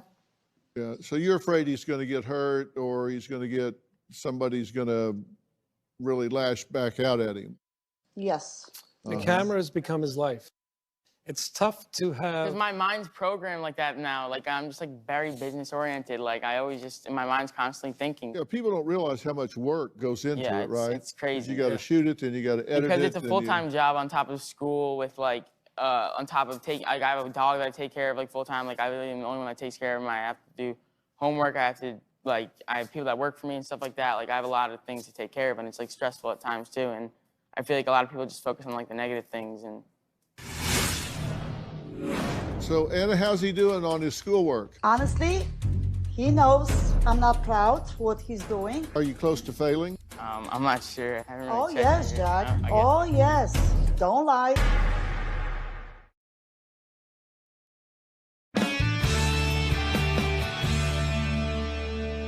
You say you're very business oriented, and you can tell in watching your videos because you're always soliciting, begging people to like your videos. I'm not begging. Every YouTuber Well, tells them to dropping it's completely free to like and subscribe. You know, Yeah. like Well, it's not let's- going to hurt to say it's like. Let's take a look at how you do it. All right. If I hit 50,000 likes on this video, I will either ride my dirt bike by our house or ding dong get shirt. And yeah, since you guys hit 50,000 likes on that video, so drop a like, subscribe. Make sure you guys smash the like button right now. So drop a like in the video and stay active on my channel, guys. Drop a like, guys. Drop a like for that. It's better to be a banger. Don't forget to drop a like. Make sure you smash the like button. Drop a like to the video, and it's that easy. And please share this video with all your friends. Get 100K likes when we do that, guys. Drop a like on the video, guys. Share it with all your friends. If we smash like 15,000 likes on this video, I will go ahead and go do that. If you want to see that video, drop a like right now. Share this video with your friends. Don't forget to drop a like. Drop a like. Drop a like. Smash the like button. Mom and Dad, what do they do? Subscribe, drop a like. Yeah, we can go on. I think but it's fun. It's 1-2 times video. It doesn't hurt. Like I don't know what's wrong with that. I'm not saying. I'm just saying Yeah, I think it you're was, like, funny. I think constantly it's cool. chasing the likes. You're getting people to like it. I'm sure if you watch any Because video as on you YouTube- as you ratchet What those is up, that? that's money, right? It's not money. I don't get paid when people like and subscribe. Like I don't pay attention to the money that much at all. Like I don't spend my money really. So what do you do with your money? I invest it. Uh-huh. I have 2 investment properties. I just bought another one last week, a duplex, and I have it invested in stocks. Like I don't flaunt my money or anything. Like I don't literally like you would never know. Like I agree with have that. like I don't. He never I flaunts. literally wear the only shoes I wear are like shoes that I have from 2 years ago that my brother gave me. Like I don't wear like I have nice shoes but I don't wear them. Like I don't like want people to know that I have money. I don't want people to look at me like that. Yeah. Yeah. So Anna, how's he doing on his schoolwork? Oh, honestly, he knows I'm not proud what he's doing. I am. We have a lot of fights about school. He promising he's gonna do well, but it's not good. Yeah, I'm worried every day if he's. I beg him. I really beg him to finish the high school. Yes. Yeah. Are you close to failing? I'm not sure. I haven't really Oh checked yes, it. Jack. I guess Oh yes. Don't lie. I'll Don't try lie. harder. Yeah, he Oh, used to don't be at the lie. top of his class through most Before of, I did YouTube, but it's hard to balance everything. Right. At this point or this stage of his life, he thinks he's smarter than his teachers. He knows he's smarter than most Because I of have the a lot of students. real life experience. Like I You have? live on my own. Like the past week I've been like in a house by myself with like, so like I just have a lot of hands-on experience. Like I know real estate, stocks, everything. That you could ask me anything, I'll probably know it. Like I literally spend all day like learning stuff on YouTube or the internet all day long. Well, Jack's parents say they have lost touch with neighbors as a result of Jack's rude and outrageous behaviors. We'll look at that after the break.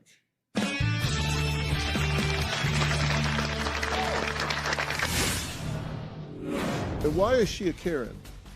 Because she just exaggerates over like everything. Like the first time she started talking to me, she started like screaming at me. Didn't even give me a chance to like say I'm sorry or anything. Like if she was respectful, I would have went right to like I would have been like sorry, I'll never ride Are you here. kidding me? I watched the video and you said 50,000 likes and I'll go was down there and do it literally after again. She came to my house 4 or 5 times.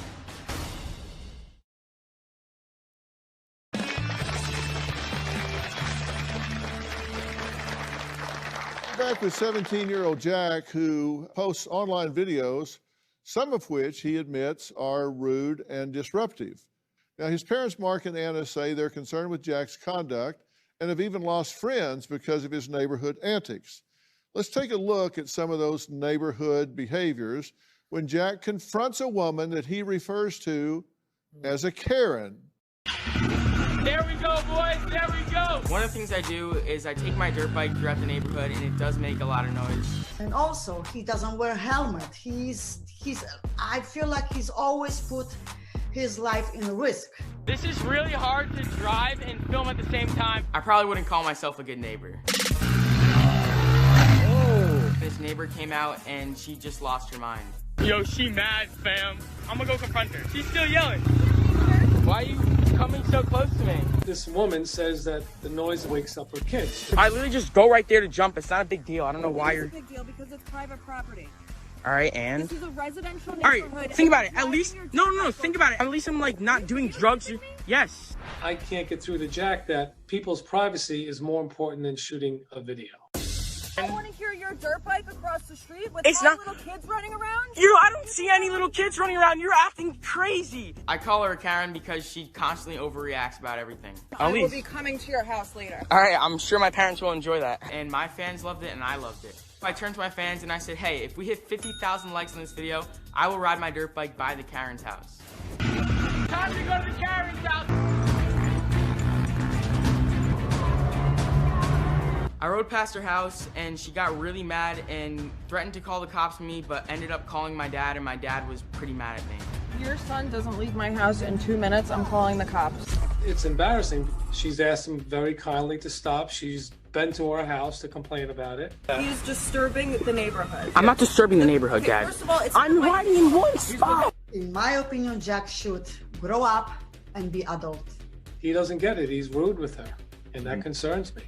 I don't care too much about what she thinks. My fans seem to love it, so I'm gonna keep doing it. Thank you, Karen.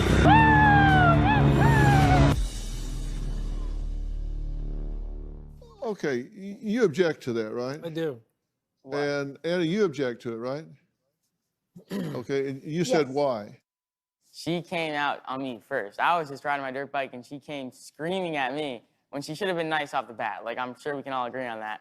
So, and I wasn't disrespectful. I was like, all right, this might be a good YouTube video, but I am respectful of her privacy. I blurred her face out from, never put her face on the internet once. But like, I wasn't the one who started it really, so I don't know. Okay, and then she came to my house like multiple times after that, so. Okay, and you don't think you've been disrespectful to her? No, I'm not gonna lie. Like, obviously, it's like it's disrespectful, but I think she's most mad about me filming, and and she's the one like pretty much yelling at me for like the whole video. But you've egged her on, right? In fact, you bragged about the fact that, oh, great, she's really getting mad. This is great. She didn't realize she's doing exactly what I want her to do. Yeah. Right? Yeah.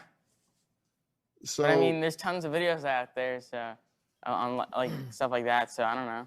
And why is she a Karen? Because she just exaggerates over, like, everything. Like, the first time she started talking to me, she started, like, screaming at me. Didn't even give me a chance to, like, say I'm sorry or anything. Like, if she was respectful, I would have went right to, like, I would have been like, sorry, I'll never ride here. Are you kidding me? I watched the video, and you said 50,000 likes, and I'll go down there and do it again. She came to my house 4 or 5 times.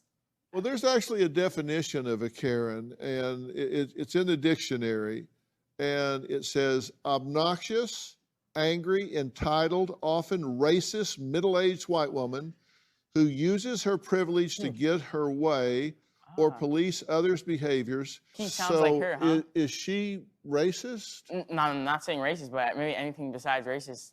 Entitled, obnoxious. But you're baiting her into doing this. She comes to your house, and you're disrespectful to her there as well. Well, because right? it was her tone. Because I'm concerned, some of the things you do, I got no problem with. I mean, come on, more power to you. But when you start targeting one person repeatedly, it shows me the fact that you're being a bully and that you don't show respect to women.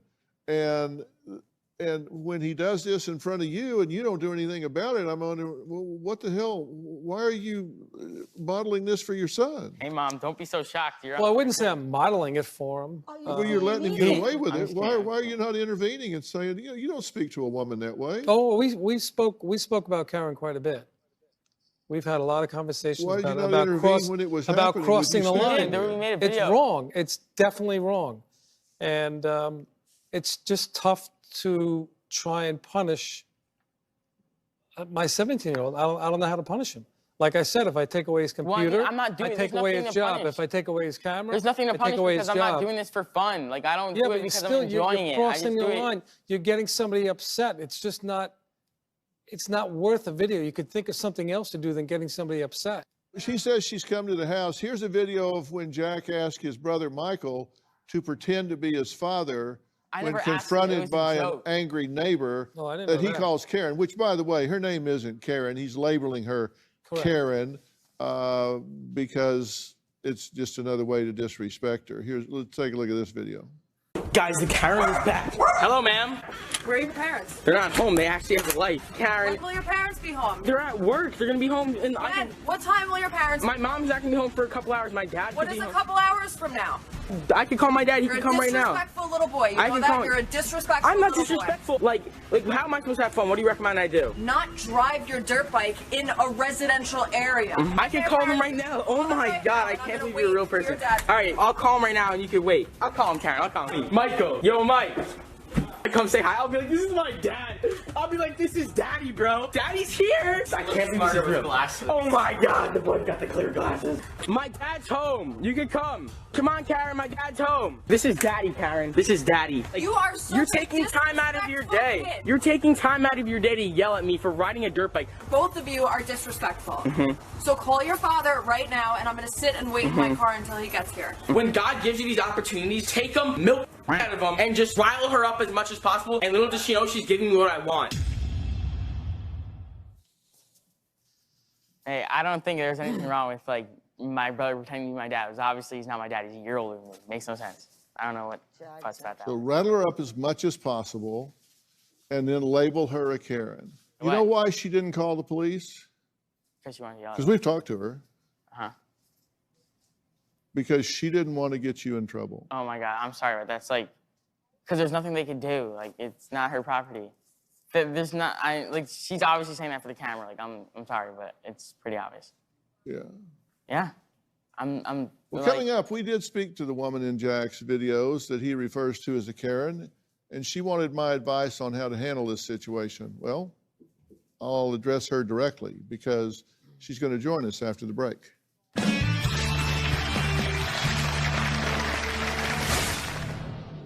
Rachel, could I bring Jack to your house one day to apologize? Yeah, I'm down. I'll bring you a gift basket and some toys for your kids. How about that? That I'd like to do. Yeah, I'll take them on a shopping spree. It's not about. I'm not saying it's about giving you guys are somebody just gifts constantly to trying. I'm apologize. trying to be It's nice. about being genuine. Oh I my get God, that. I'm being attacked for everything, I feel like.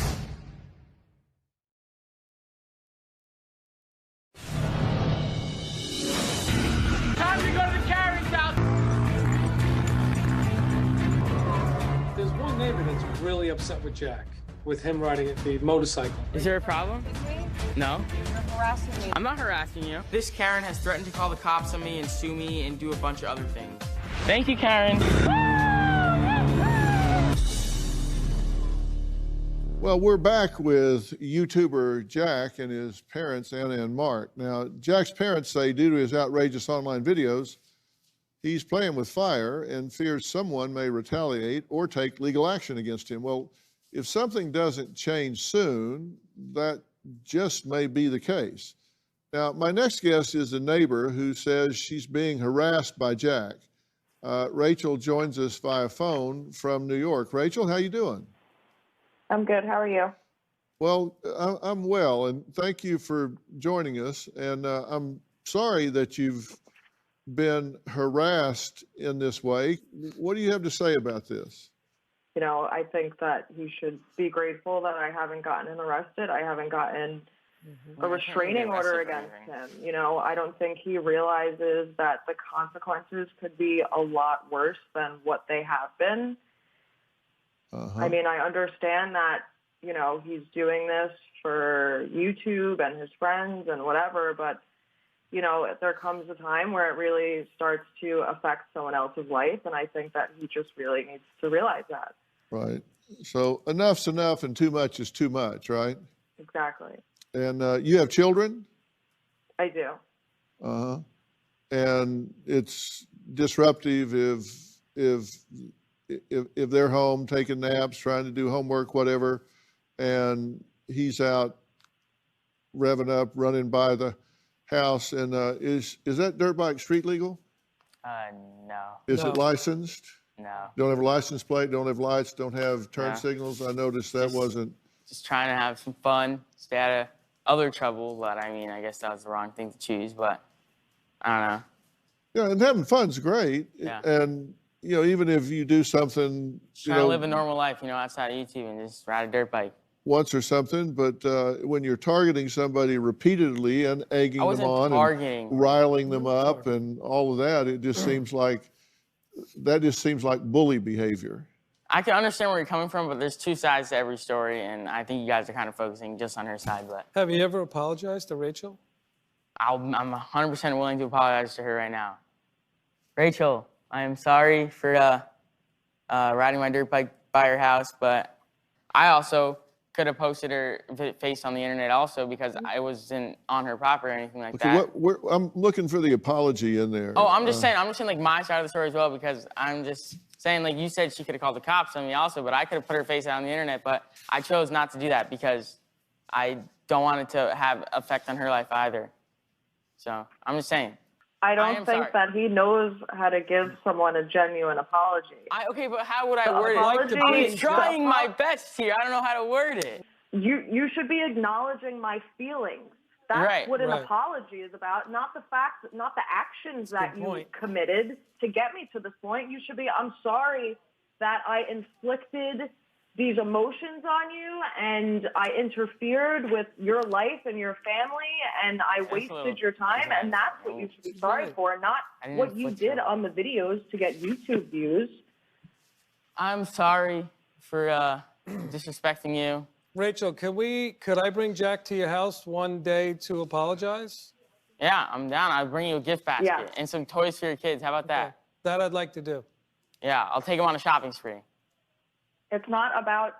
I'm not saying it's about. You guys are just constantly trying. I'm trying to be nice. It's about being genuine. Oh my God, I'm being attacked for everything. I feel like. What Rachel is telling you is, all she wants is for you to say, "Look, I'm sorry I disrespected you. I'm sorry I used you, and created upheaval in your life. I'm sorry. I shouldn't have done that, and I apologize for it." It was just that simple. I know. And then It was just hard to put you into play words the on the spot. victim and say, "I'm getting picked on here. I'm getting picked on here," but you don't mind But I picking was on trying my other best, people. and everybody was just picking on me for like everything I do, you know? But like, all right, I'm used to it. Whatever. Well, Rachel, I certainly don't perceive you as being a Karen, and I think you've been very gracious to not call the police on him, and you didn't, because obviously she didn't. You're a mom, and so you had some compassion here. And thank you for weighing in today and giving Jack an opportunity to speak to you. Thank you. Next, why his older brother Michael got so frustrated he attacked Jack in the street. We'll be right back.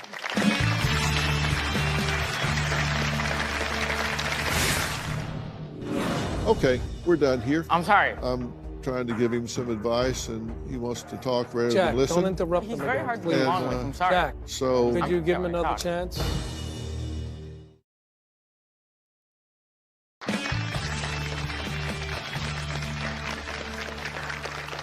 Here's video of Jack fighting with his brother Michael after Jack took Michael's new luxury car without permission and without a license, so Jack could tape a prank.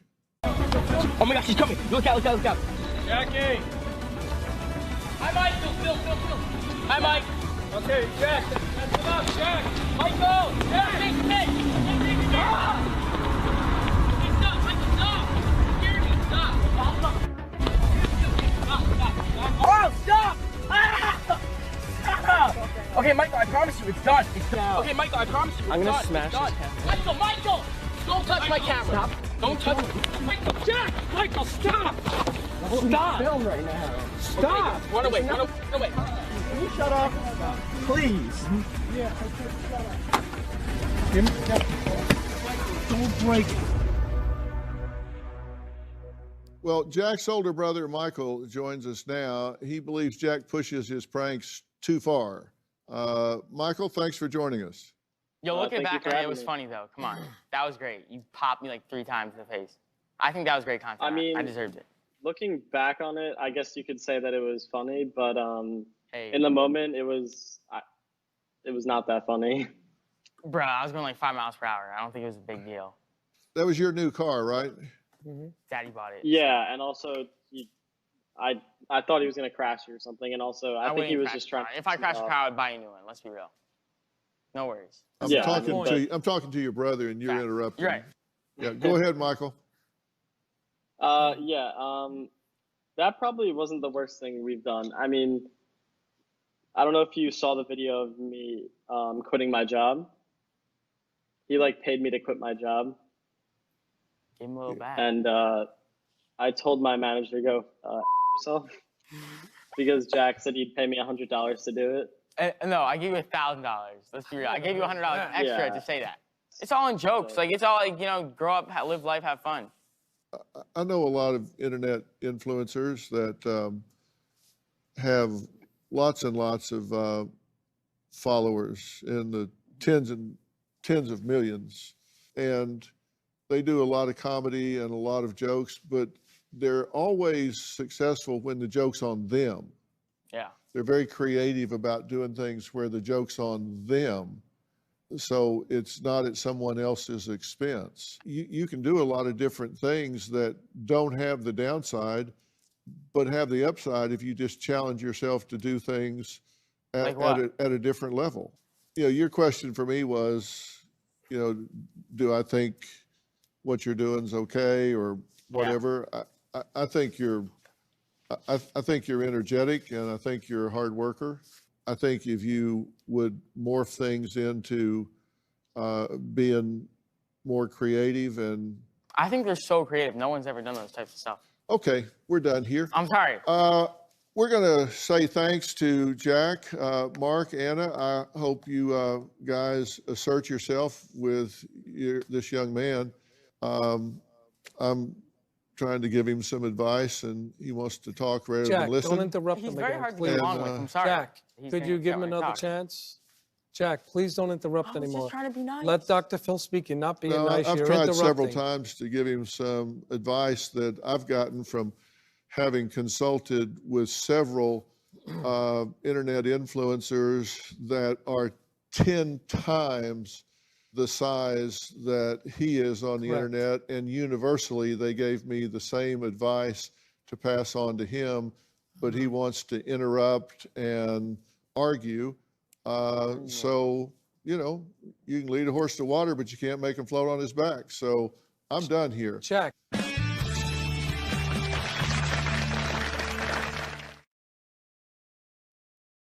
I don't know. I don't know what went wrong there. I was just trying to have a conversation. Well, I think he was going to give you some valuable advice from other YouTubers. Yeah, but I don't think so either. I don't know. Yeah, no, he doesn't want to hear from anybody. No, I do. He's a know-it-all. Shake your hand if I could. I'm not a know-it-all. I know. Sorry. You have a great staff. Taylor, Amy, what's the other one? The other one? Julie, Julie's Amy, so nice. Taylor. Yeah. Correct. Oh, yeah. All right. Thanks, Mark. We appreciate it. The prep that goes in is amazing. Congratulations. I had no idea what it took to make a show. Incredible. Yeah, we work really hard. Incredible. We reached out to Mark, who says his son Jack just turned 19, and a lot of changes have happened since the taping. Mark says Jack's income has really grown to the multi-millions, and he bought a Lamborghini, a Tesla, SUV, a McLaren, and a new house. Mark says he didn't want Jack to buy the fast cars because it worries him, but Jack moved out 2 years ago, so Mark doesn't have much say. Mark also told my team he believes his son is brilliant, but can be tough to get along with because he is not a good listener and is very short-tempered. Well, it's obvious that Jack's parents love him, and hopefully Jack has matured because his neighbors deserve to live in peace. I'm glad to hear Jack is doing well and wish him and his neighbors nothing but the best.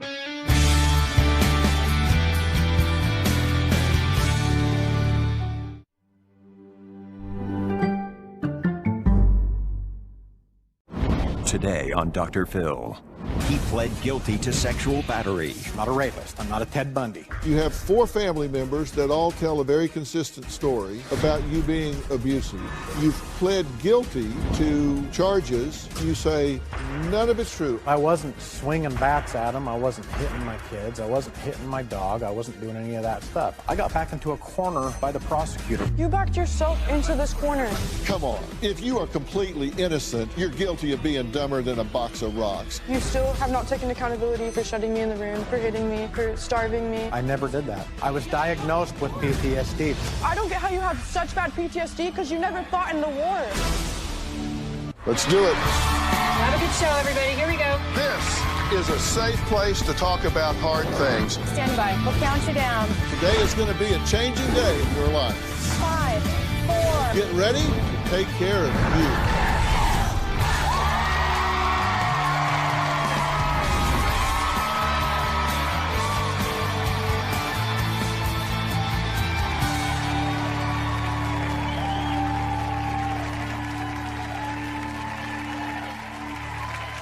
Well, yesterday, Corey and his daughter McKinley sat down for their very first conversation in 5 years, and things got heated quickly. Now, that's because McKinley claimed her father physically abused her and her mother from an early age, tortured the family dog, and once even attacked her pregnant stepmother. But McKinley decided she never wanted to see her father again when she learned he went to jail for 150 days for sexual battery of a minor. Now, Corey insists his daughter is delusional and that he never abused McKinley or anyone else for that matter. Corey says he is the victim of false accusations that have destroyed his livelihood and his recent run for Congress. So why is Corey so adamant he was framed? Well, you're going to really want to hear me break down his side of the story, which does seem to line up with what the courts determined as facts. Here's what happened yesterday. My dad is physically abusive and violent. McKinley, where are we at? Growing up, he would frequently hit my mom. He would scream at us, he would throw things, and he would punch holes in the walls. One time, he tried to drag me out of the window while we were backing out of the driveway. Once he got remarried to my stepmom, we continued to witness abuse. We could hear him pushing my stepmom into walls, and she was pregnant. This is a decision you made on your own. Why all of a sudden that 5 years ago you said, I don't want to see him anymore? Well, it all started when I was little. He would scream at us, he would hit the dog, he would hit my mom, he would throw things at us, he would hit me sometimes. You're talking about verbal abuse, physical abuse, emotional abuse. Yes. Just to be crystal clear, I've never been physically abusive. Growing up with the kids, I may have spanked them or tapped them on the backside. When McKinley's been offended, I've apologized to her and tried to make amends with her. She says you were abusive to the dog, to her mother, to her, and you say, I've never abused anybody ever. I've never physically abused my ex. I've never laid a hand inappropriately in an abusive manner on my oldest daughter, McKinley. My friend told me my dad was arrested for having sex with underage girls. It made me really uncomfortable to be around him after that.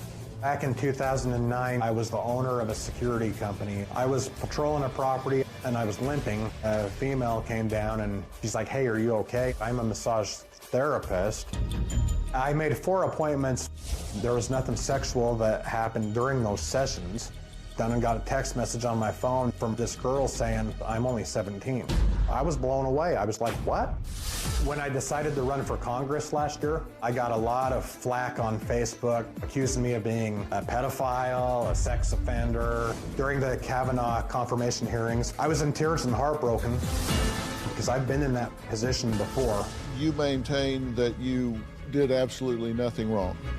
That's correct, Dr. Phil. You did plead guilty. I did. You sent a text message telling her that you had dreams about her and that you wanted to marry her when she turned 18. Did you send her a text message? I don't remember if I sent a text message or not. You raped an underage girl. I didn't rape and anybody. And you're playing the victim. It's in the police report. What is wrong with you? Why'd you bring them to the house at that then? point in time? And made me and my sister hide in the room. I didn't make you guys hide in Yeah, you any did. room. I came out and you hit me and told me to go back in there. I never hit you. Yeah, you did. Is there a police report on that? You know how hard that is to prove when I'm 5 years old? Not once in Mom's divorce filing with me was there ever abuse mentioned once. Not So once. what? Not You abuse. still did it. That is an absolute lie. You're the one getting caught in lies here. I have never abused How you. can you just literally sit here and lie to me? In the past 5 years, Corey says he's done everything he can to see his daughter, including involving the police and the courts, to try and force his parental rights. After a messy divorce, Corey believes McKinley's mother brainwashed McKinley into hating him and has practiced textbook parental alienation. My ex-wife has alienated my relationship with my daughter by turning her against me. Due to any negative feelings or resentment she may have toward me, maybe using my daughter to cause me heartache and pain in retaliation. I went down to pick her up and McKinley took off running in the house and didn't come out. And then every other visitation after that, that's kind of what I've been putting up with, is Sheena withholding McKinley from me. My dad blames my mom for everything. He thinks it's all her fault. He thinks she is brainwashing me. He likes to act like I'm some crazy, disrespectful teenager. I'm not seeing him just because I'm I'm seeing him because I'm scared of him. He talks a lot of crap on her to me, and he's not supposed to do that. My mom never ever talks badly about him. He even plays the victim in like the situation with me, and I don't understand why. He is the reason I stopped seeing him, his actions. I don't know how any parent that loves their kids could interfere with their relationship with the other parent. And for her to do that type of a thing to me is offensive and hurtful.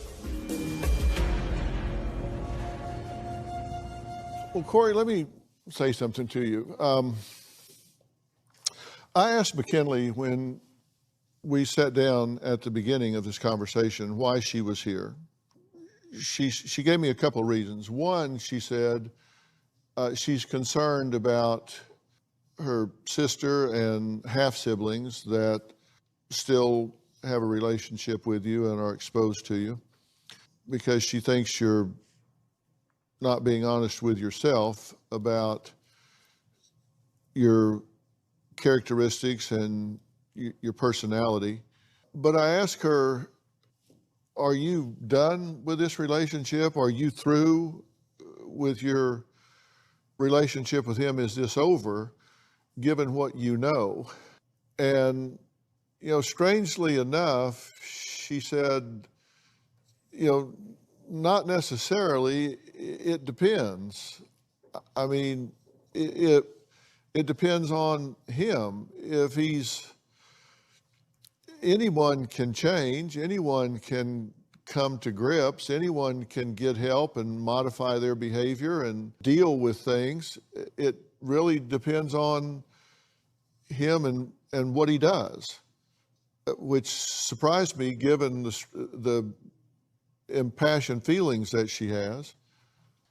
And I think what her hope is that you would take a different approach to this than what you have, and own. I'm not asking you to roll over on anything that you don't feel,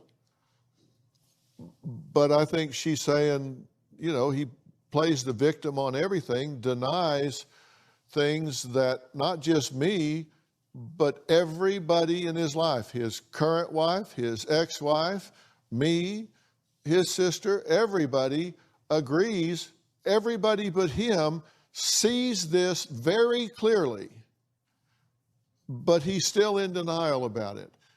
And if he's that delusional, what is the point in having a relationship with him? Because he's going to continue to delude himself and do the same thing.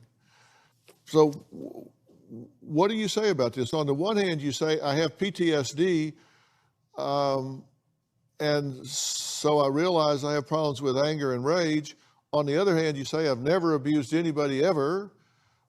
I've been a victim of these massages with these girls, although I pled guilty. It's kind of like, you don't have a very credible story. It doesn't make face validity. You said you were an investigator. You were a military investigator? Yeah, I got a bachelor's degree in criminal justice. I've been a military police officer. Take yourself out of your situation and look at the facts objectively. Would you think that an individual, not you, has a very credible case given the facts as presented? You have 4 family members that all tell a very consistent story about you being abusive. You've pled guilty to charges that are a matter of record, and yet you say none of it's true. All 4 of those people are lying. The court's lying. The police reports are lying. Everybody's lying but me. I'm telling the truth. I'm the victim. Would you think that that person had a credible case as an objective investigator? What's a man to do? You backed yourself For everybody, into this for corner. everybody I'm not a rapist. I'm not a Ted Bundy. Are you going to evade the question? And later, I don't think I can have a relationship with you anymore. It's toxic for me to be with someone who's abused me and can't even admit to it. You've put me through hell. I have PTSD from you.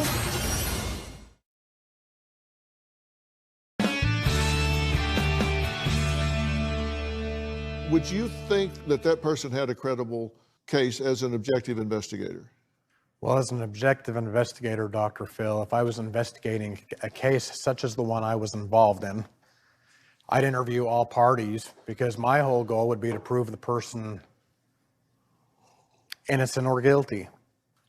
You can't prove somebody innocent or guilty when you have not interviewed everybody involved in the situation. There was another female that was alleged to have driven the female. That wasn't what I asked you. You know, you don't go to court to get convictions. You go to court in search for the truth. And court's just one part of this. The other part are your family members. Are you going to evade the question? No, I'll answer the question. Please. Okay, I've admitted that I have been verbally abusive, because I have. That's something I have no problem admitting to. I've been verbally abusive to my current wife. She's been verbally abusive to me. I've been verbally abusive to my ex. She's been verbally abusive to me. I was probably a little more verbally abusive to the girls growing up when I get mad at something stupid they do. But I wasn't swinging bats at them. I wasn't hitting my kids. I wasn't hitting my dog. I wasn't doing any of that stuff. I have no problem admitting to my faults and my misdeeds and my skeletons in my closet. The whole thing with the massage therapist thing, I got put into a corner. I got backed into a corner by the prosecutor. It was either take a third-degree felony for dealing in harmful material to a minor, or you can take the plea deal. Now, did Sheena, my ex-wife, and I have $15,000 for me to continue a legal case for trial preparation and everything else for my trial? No. Sheena and I discussed this. Sheena's McKinley's mom. We discussed this on how we would approach this. So when somebody's backed into a corner, never had a criminal complaint on them prior to that, never even had a traffic ticket, grew up with a father in law enforcement, was a police officer in the Navy, had been in the security industry 15 years up to that point in time, without any issue. What's a man to do? What's a military veteran to do who's signed a dotted line to give his life for everybody watching? You backed yourself into this corner. For everybody here, to give my life for my constitutional rights to bear arms, and then have somebody come to me and say, oh, well, you're either going to take a felony and lose that right, or you're going to take a misdemeanor. I took control of my own destiny at that point in time. I did not have a choice but to take a plea deal. I was backed into a corner, and it was either you're going to fork out a buttload of money and go to trial, or you're going to plead to a felony, or you're going to plead to a Class A misdemeanor. And mind you, that plea deal that I took, it was never once alleged that I inappropriately touched any of those, that I inappropriately touched that girl that gave me a massage. And I pled to sexual battery. That is inappropriate touching of somebody outside of the clothing in the state of Utah, which is not even a sex offense in the state of Utah. In the state of Utah, it's a crime against the person. It's a crime against the person, but it does not fall in the same category as rape. I'm not a rapist. I'm not a Ted Bundy. Wasn't rape. Wasn't incest. Wasn't object rape. Wasn't any of that nonsense. So not only was I victimized by being backed into a corner, but my ex-wife was victimized by this whole thing. My daughters have been victimized by these allegations, and it makes me sick. Would you like to know my response to that? My interpretation of everything you just said? Everything I've said is fact from what's happened. Would you like to know my interpretation of it? Absolutely. Okay, I'm going to give it to McKinley and you right after the break.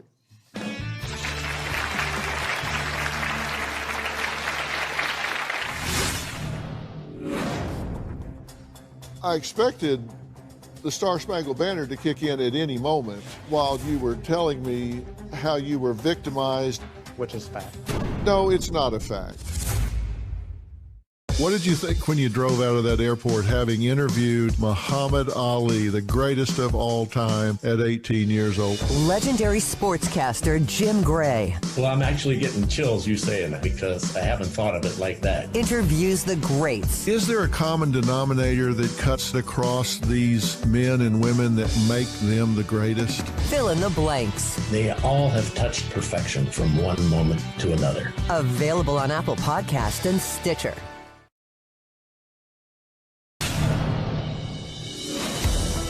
I felt like drugs were my only escape from my dad, and it was the only thing that could make me forget the pain he's caused me.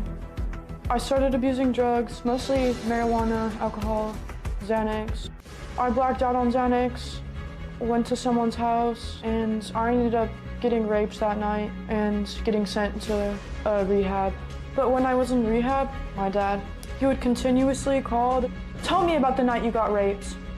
I deserve to know. I'm your father, and I need to know what happened to you." And I just found that really sickening. Well, Corey says he refuses to cast his daughter out as the black sheep of the family and claims to this very day he still invites her to all family events. McKinley says her father's refusal to just leave her alone has contributed to her trying to escape him by using drugs and alcohol and actually attempting to take her own life. Now, you're very frustrated by him right now, right? Yes. And I asked him if he wanted to know my interpretation, and he gave a socially desirable response, which was yes. I don't think he really does. Do you want to know my analysis of his response? Yes. There's something in psychology called undoing. There's different words for it, but it's undoing. It's where I'm going to tell you one thing and then I'm going to quickly undo it. Like, I'll admit I've been verbally abusive. However, let me immediately disassemble that answer and take that back, because in the same sentence, he says, I've been verbally abusive to my ex-wife and she was verbally abusive to me. I've been verbally abusive to my current wife and she's been verbally abusive to me. So, quickly, let's balance this out where I'm not the doer of deeds here. This is a tit for tat sort of thing. And then he got into what are called convincing statements. It's like if I ask you, did you steal the petty cash in the office? Instead of saying, not just no, but hell no, it's, ask anybody. I donate more money than was stolen. I was in the Army. I've got a flag hanging over my desk. I give to old women and little children. I'm convincing you I'm a good guy, but I have no credible evidence I didn't take that money. I'm just convincing you. They're called convincing statements. And the longer I'm talking about what a good guy I am, I'm not talking about whether I took the petty cash or not. And I expected the Star Spangled Banner to kick in at any moment while you were telling me all of this about how you were victimized and backed into a corner. Which is fact. No, it's not a fact. It's your spin on the circumstances. Not at any time did you say, in retrospect, having been a military man, military police, and military investigator, when I'm limping down the hall and two young girls, whatever age, walk up to me and ask me if I want a massage, I'm savvy enough to know, you know what, if I do, I'll go to a physical therapist or I will go to a licensed massage therapist. I'm smart enough to know, as the head of a security organization, I need to avoid even the appearance of impropriety. The place to make a deal to get a massage is not with two girls I meet in the hallway and go to a hotel room and get in a bed. Now, come on. Yeah. Now, that's dumber than a box of rocks. If you are completely innocent, you're guilty of being dumber than a box of rocks. I can see what was causing my verbal I really don't know why I'm on this stage. I don't get how you have such bad PTSD because you never fought in the war.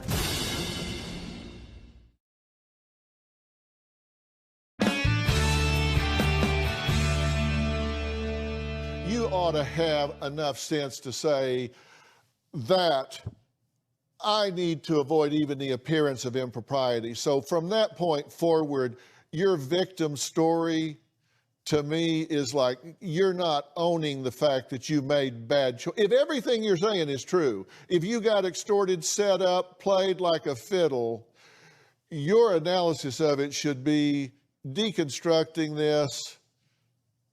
I didn't make a very good choice, and everything that flowed from that, I got to own because I wasn't very smart about it.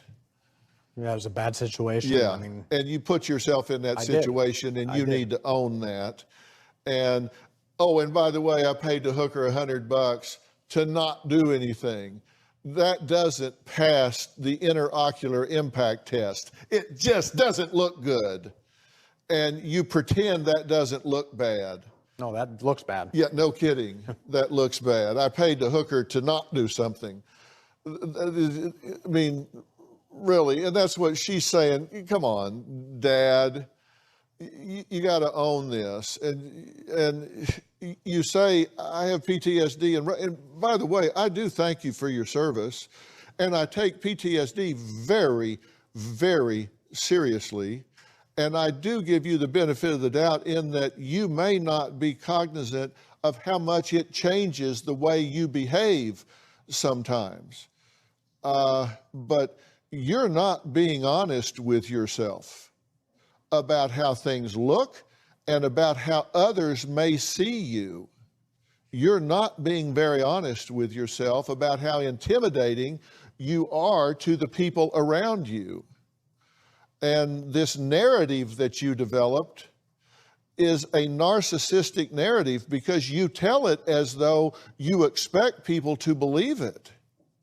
And I could stop 100 cars on Sunset right now, and there would not be 98 of them that would buy 10% of your story. It's just, and it's narcissistic to expect people to believe it.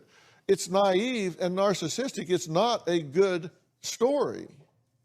Now, I just don't think you are aware of how you are seen by other people. And by the way, she is intimidated and afraid of your abusive nature.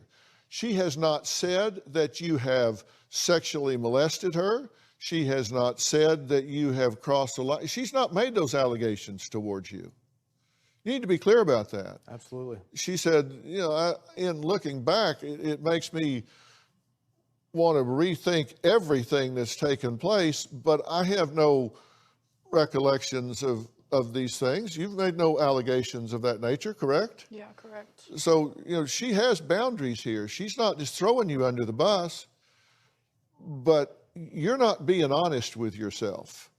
And to someone like me, you lose all credibility. If you told me it was light outside right now, I would go look, because I just don't think you are objective. We have to take a break. So what's to be done here? Should you have a relationship here? What should be done here? My thoughts after the break.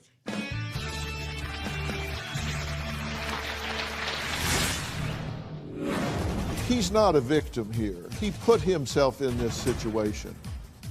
You don't own those things, then you have a choice of saying, he's not my job.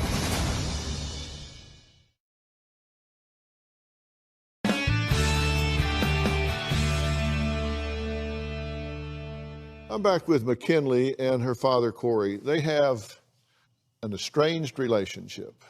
Corey wants a relationship with his daughter. McKinley doesn't know whether she wants a relationship with her father or not. And you say that you've made some bad decisions here. You've tried to practice escapism from this situation, drugs, alcohol, even tried to take your own life. and you say that you don't consider hurting yourself anymore. That's off the table with you, correct? Correct. Why is it off the table with you now? Because I learned to realize through all the rehabs I've been to and stuff that suicide doesn't just like end the pain, it just spreads the pain to everyone that loves you, and I think that's very, very selfish, even though I'm in so much pain from this situation and it feels like I'll never be able to escape it. It's still not worth killing myself over someone that's hurt me and hurting everyone around me because of that. Let's assume, and I'm not saying you agree with any of this, okay?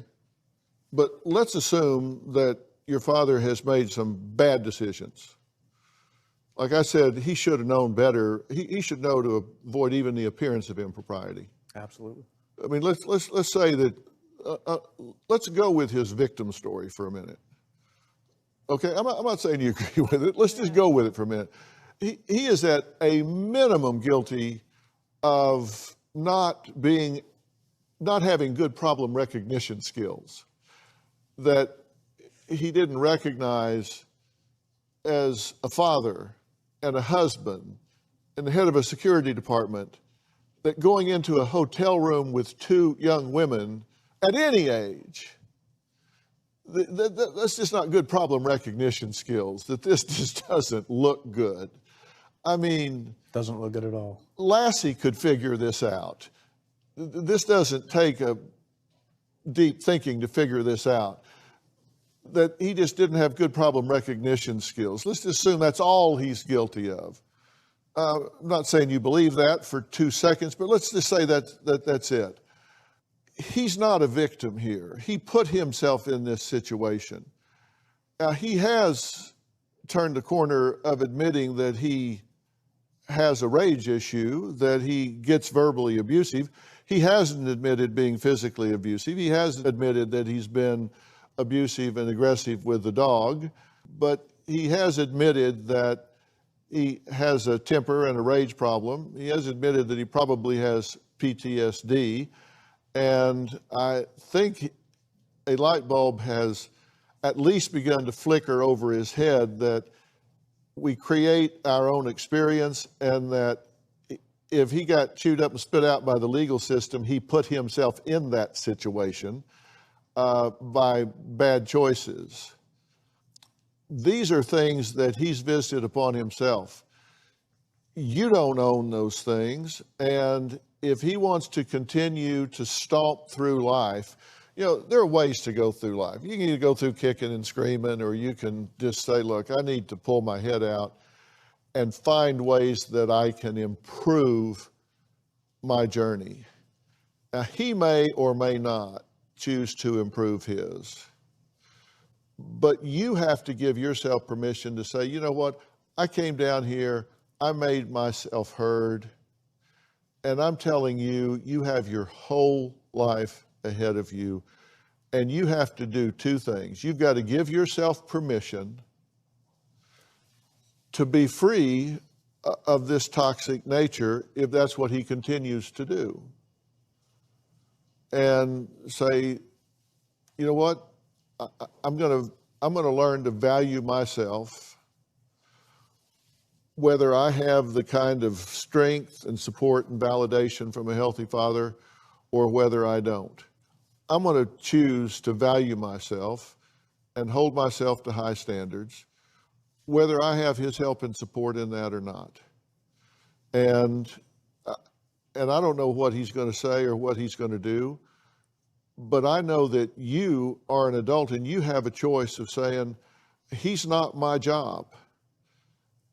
I'm my job, and I got to be my own best friend and take care of myself.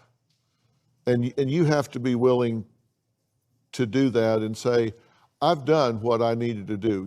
You've extended a huge olive branch here conditionally.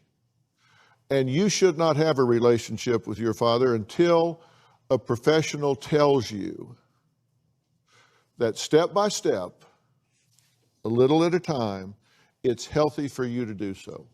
And right now, I'm telling you, it is not healthy for you to do so. That you are better off on your own. Yeah, I completely agree. You haven't taken accountability for shutting me in the room, for hitting me, for starving me, When did for not that taking me to happen? school. You can't even let me speak a sentence.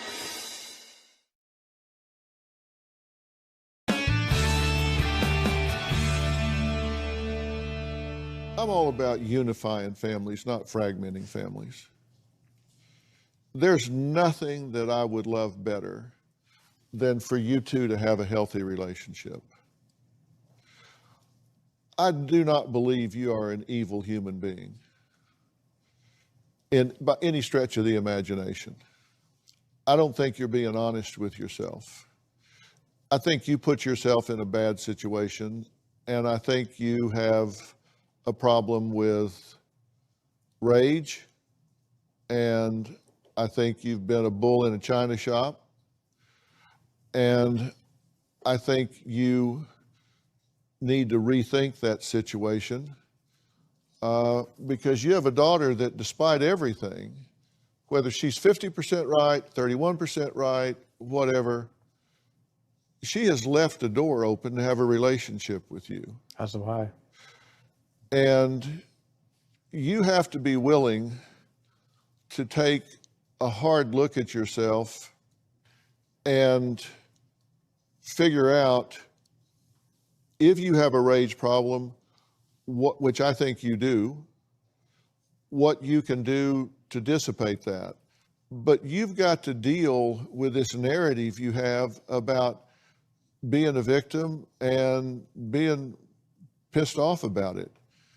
This is not something that has ruined your life, but you can ruin your life if you don't decide that this is a turnaround event in your life. And you need some serious self-examination with regard to anger and abusive ways. And what you consider abuse and what others consider abuse are different definitions. And you need professional help with that. And I'll help you get that if you're willing to take it. Yeah, I'd love some help, Dr. Phil. I mean, that whole situation was a bad situation. And I've acknowledged, that whole thing with the criminal offense that happened, the getting into the situation. I was accountable for getting myself into the situation, yes. But yes. Can I say something? But yes, Yes. I don't think I can have a relationship with you anymore, actually. After this whole show, you still have not taken accountability for hitting the dog in front of me and laughing at it. You haven't taken accountability for shutting me in the room, for hitting me, for starving me, When did for not that taking me to happen? school. I never Listen, did that. I'm just trying to say this. And I'm defending myself to the facts. You can't even let me speak a sentence. I'm saying you've put me through hell. I have PTSD from you. You don't see me hitting people. I get PTSD is very hard, but I think you have a lot more wrong with you than PTSD. And I don't think you're gonna I don't think you're really gonna take getting help seriously. And you're disrespecting me a lot by not even being able to acknowledge the things that you have done, that other people have seen you do. And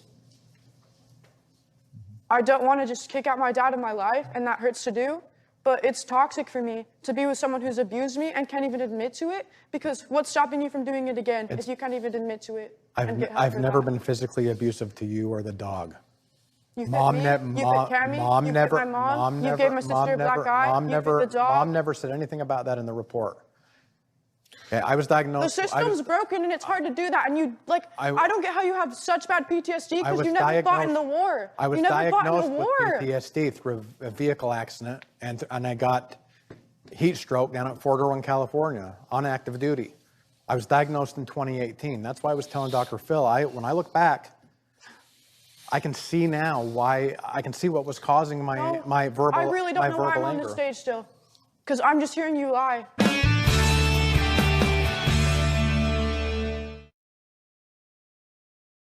Robin is one of the foremost ambassadors in the fight against domestic violence in the entire country.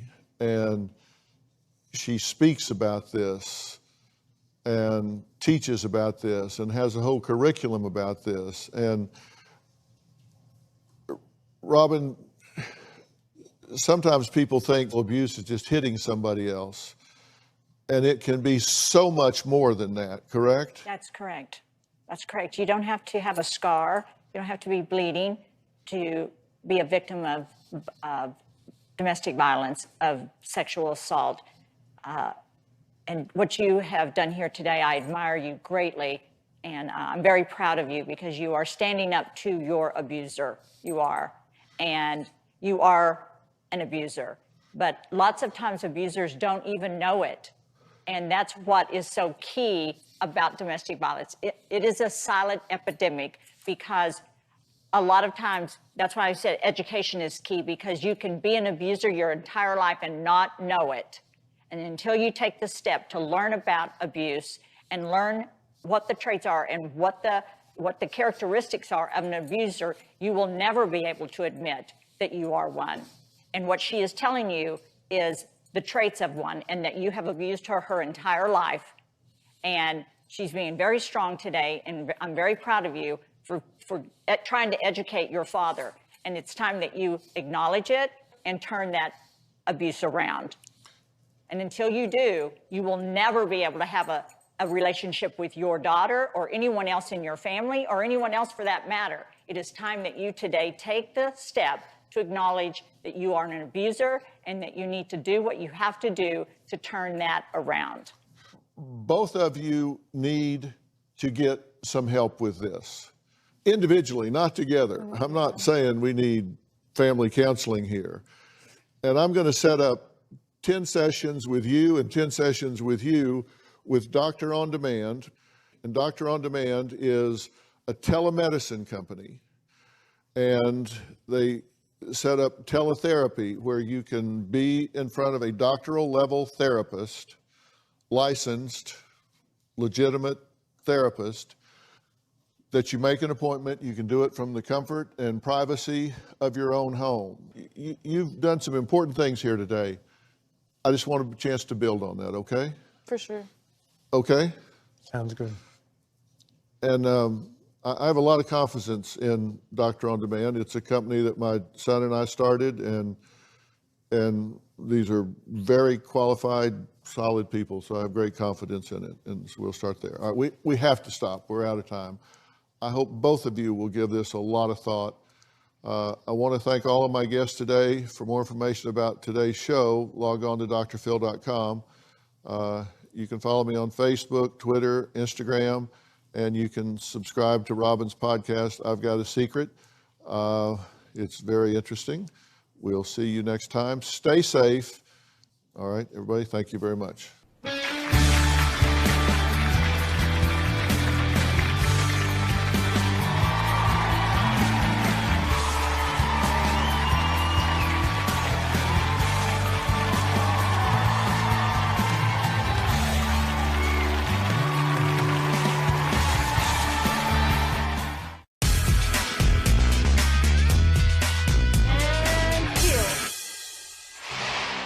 I know I'll never be able to have a relationship with him ever again because I thought Dr. Phil was like his last chance. Dr. Phil has always been a role model to my dad, and I thought maybe he could get through to him, but he couldn't, sadly. And that sucks, but at this point the situation's way too toxic for me to be involved in it all.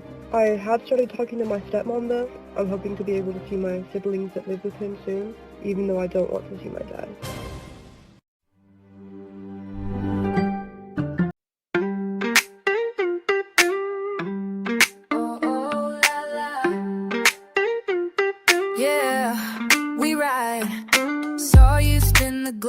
Headlines blur. Sunrise slips by, the world moves unsure. I watch the windows, faces falling fast. The morning's heavy, but I still ask if laughter can linger while everything shakes. Will we find the thread that tomorrow we make? We're caught in waves of us, oh la la la. Gravity pulling, but I won't let go, nah. Rain on our roof, thunder in the hush, but together we're shouting as the world rush.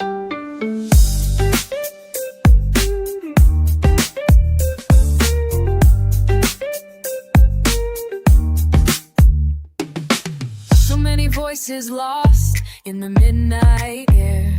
Still I hear heart beating bolder where rivers run hidden, but they carve out stone. And every small sorrow I cause my own. Row with resilience, don't swallow regret. You sketch hope in the dust, they'll never forget. We're caught in waves of us, oh la la la. Gravity pulling, but I won't let go now. Rain on our roof, thunder in the hush, but together we're shouting as the world rush. Cierro los ojos, el dolor va, pero tu risa rompe la oscuridad. Hay tormenta afuera, pero aquí dentro seguimos bailando lento aliento. We're caught in waves of us, oh la la la. Gravity pulling, but I won't let go now. Rain on our roof, thunder in the hush, but together we're shouting as the world rush. So let the world spin wild, let the futures fuss. We're here, caught in the waves of us.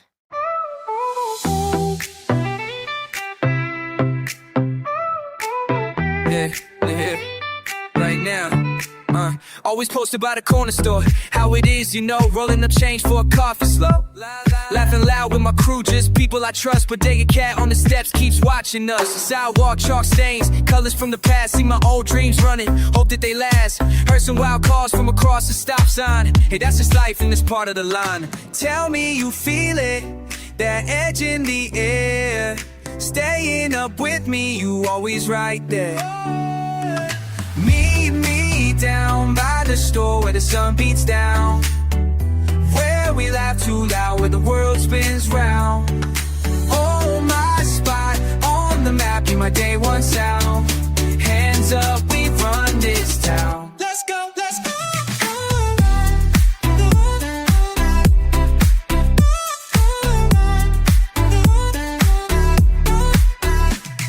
Sipping on a drink out of brown paper bag. Finish shouting names, I tip my hat.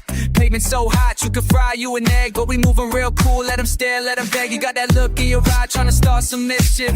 But you my partner in crime, yeah, we gifted. Popped in the store for ice, come back with a story. Just ordinary days, but you make them go. Tell me you feel it, that edge in the air. Staying up with me, you always right there. Meet me down by the store where the sun beats down, where we laugh too loud, where the world spins round. Oh, my spot on the map, you my day one sound. Hands up, we run this town. Hands up,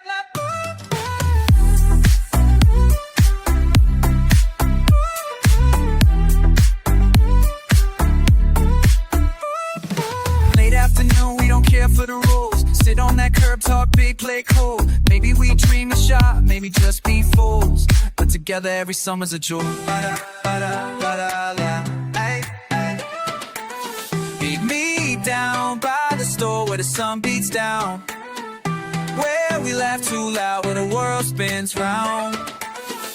My spot on the map, be my day one sound. Hands up, we run this round, this town.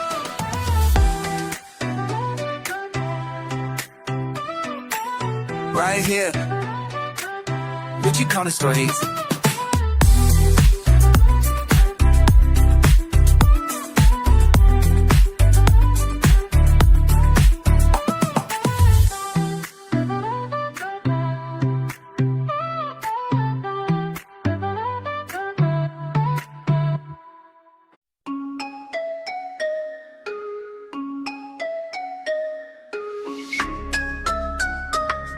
Yeah. Ha. Listen. Dust on my kicks, never had much. Stones in the path, yeah, tough luck. Old scars got them patched up. Nights cold, but my heart tough. Whispers in the dark, just brush off. Long days, we don't rush up. Streets got a code, gotta hush up. I learned young, never trust much. Ain't no about pain. Got iron veins, no fairy tales, just rain. I'm forged in the strain. History in my chain. Stand up, iron and grit. Fall down, rise, never quit. Swing, heavy, never switch. Blood in the mud, that's it. Iron and grit, won't break, won't bend. Keep swinging to the end.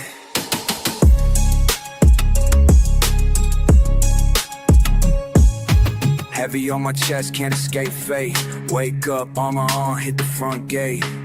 Still nerves, keep the mind straight. No king, but the throwing weights. Battles in the mud, still on the chase. Race shields, never show face. History on my back, every move traced. Too deep in, can't erase. Stand up, iron and grit. Fall down, rise, never quit. Swing, heavy, never switch. Blood in the mud, that's it. Iron and grit, won't break, won't bend. Keep swinging till the end.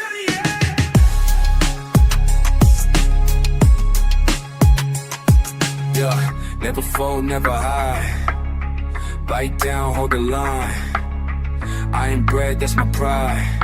Can't kill what's inside.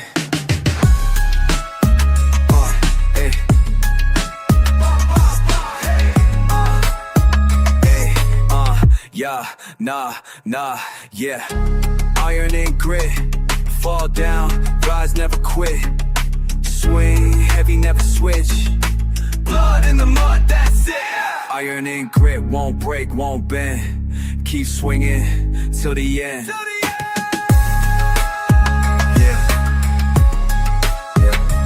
Iron and grit, never break, never end.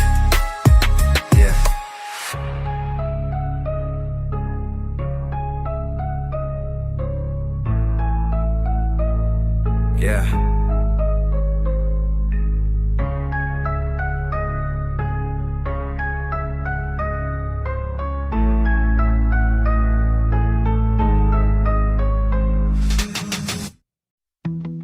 Hey, yo. Why you looking at me like that? You've been stepping sideways every time you see my name, acting like the room colder.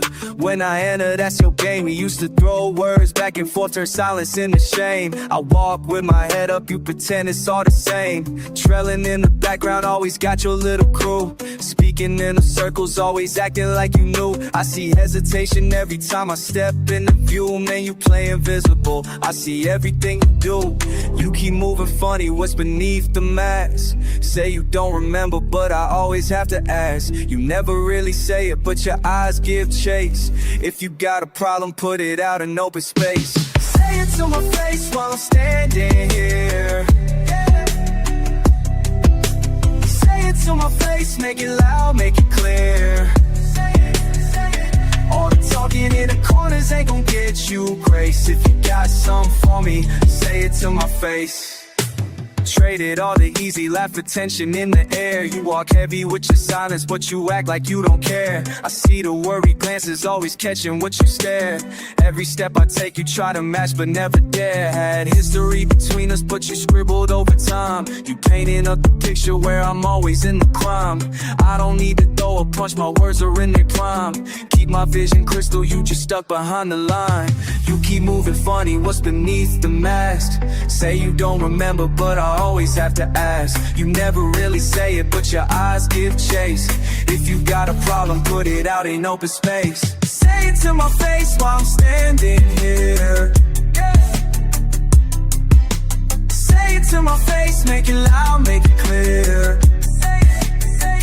All the talking in the corners ain't gon' get you grace. If you got something for me, say it to my face.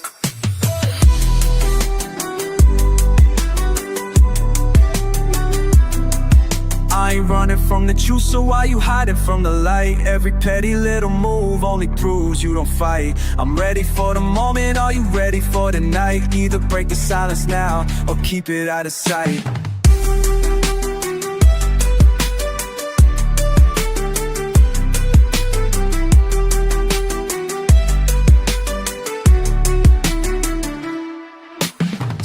to my face while I'm standing here. Yeah. Say it to my face, make it loud, make it clear. Say it, say it. All the talking in the corners ain't gon' get you grace. If you got something for me, say it to my face.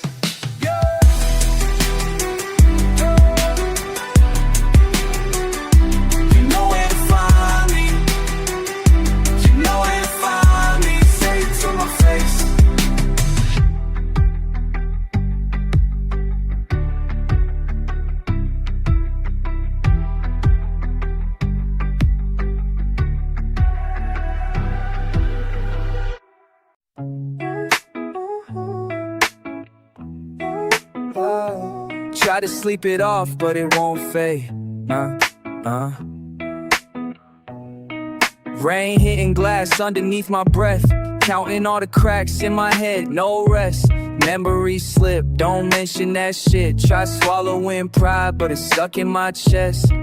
Can't face the news, pretending it's cool. Cold coffee, same cup, been here since noon. Mute all the static, but it creeping in soon. Shit biting like frost, don't care what you assume. Fuck, don't burning my tongue every time I recall. Could laugh, could scream, end up saying nothing at all. Keep trying to run from the rain, don't work anyway. La la la, dollar note on my name. Stains don't just wash away. I keep reaching back to yesterday. Hearts where that shit wanna stay. From dawn to the grave, can't just walk away. I got a way to fake calm, cracks showing for days. Footprints in mud, don't lead me away. Saw your ghost in my drink, blink, ruined the taste. Had a laugh, took a shot, then back to that place. Sip slow, talk cheap, words never replaced. Now I'm sucking in there, spit out what I hate. Play cool, play wrong, now the past in my face. Fuck it, erase, but it don't erase. Twisting my guts every time I rewind. Could joke, could curse, but it echoes each time. Keep trying to run from the rain, don't work anyway. La la la, got mud on my name. Stains don't just wash away. I keep reaching back to yesterday. Hearts where that shit wanna stay. From dawn to the grave, can't just walk away.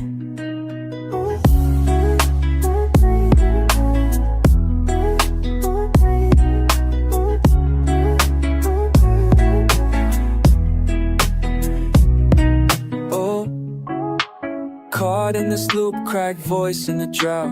Hands in my pockets, bite nails, shut mouth. Tired of these reruns, still acting devout. If I ever break free, you'll never find out.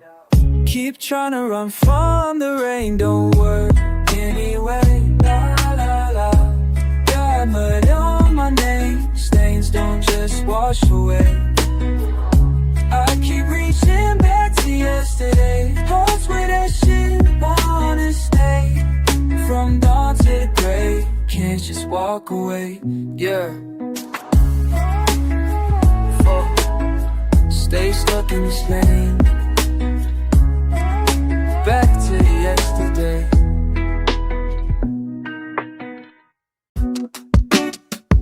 Yo, you ever just sit back thinking, like, it's wild how things change, right? Man, listen up. Had a spot on the corner where the sun don't hit. Old heads laughing, saying, boy, you never gon' quit. Neighbors know my name, got that look, yeah, it's true. Back when life felt slow and nothing much to do. Never had a watch, but I swore I was on time. Sidewalks carry tales only I could define. Same old hoodie, same kicks, didn't care about the style. Just a crew and a week, and time just wild. But you call me up late and I hear that sound. Laughter through the static, bringing me back round. Why's it when we talk I drift a bit? Maybe lost in a split, can't admit it quick. Still carry those days, even now I roam. Know where I stay, but I'm never quite home. Everything spins and the world moves on, but with you on the line, it feels less gone. So carry those days, even now I roam. And know where I stay, but I'm never quite home.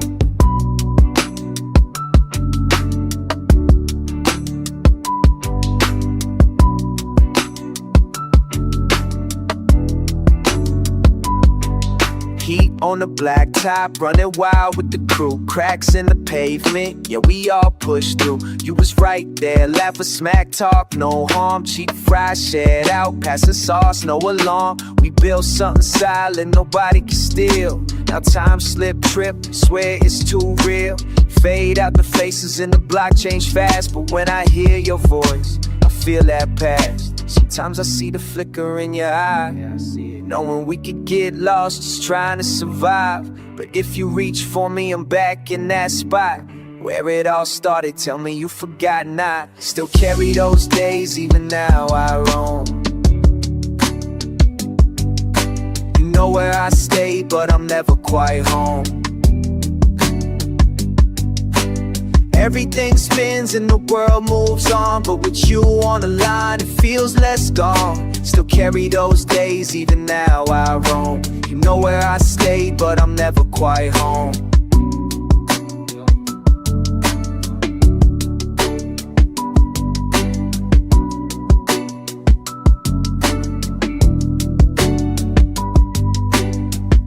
Yeah, guess some things never really fade. That with you.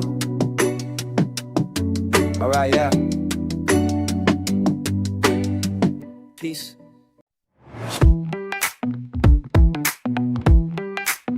Yeah. Light feet match the beat. Walk down, head high, laugh at the rain drip. Shoelace, sun tied, still moving, never slip. Kick scuff, pocket light, but grin showing. Side street running, heart steady, keep going. Smell of spice in the air, breeze shift quick. Old jacket, new day, memory click. Voice hum low, blur past faces fade. No talk, just vibes, let the worries get played. We're made loose plans, easy flow. Corner store, hot, chill, move slow. Keep it lit, keep it lit, keep it moving, no sit. Low lows, bounce high, that's it. Lost shoes, still dancing, not quitting it. Life too short, so I keep it lit.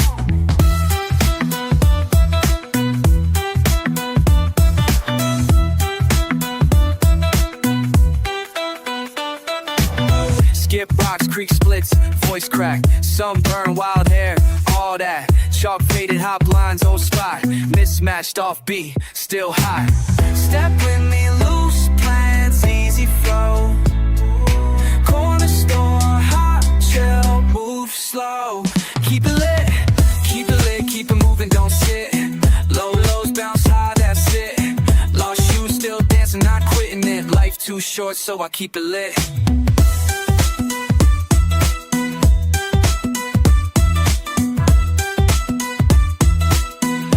Gone, I keep it lit. Stumble, but I spin right back. Scuffed up, but never off track. Rainfall, wipe the lens, just chill. Got light, got drive, got will. Keep it lit, keep it moving, don't sit. Low lows, bounce high, that's it. Lost shoes, still dancing, not quitting it. Heart lit, high, I keep it lit. Keep it lit, keep it moving, don't sit. Low lows, bounce high, that's it.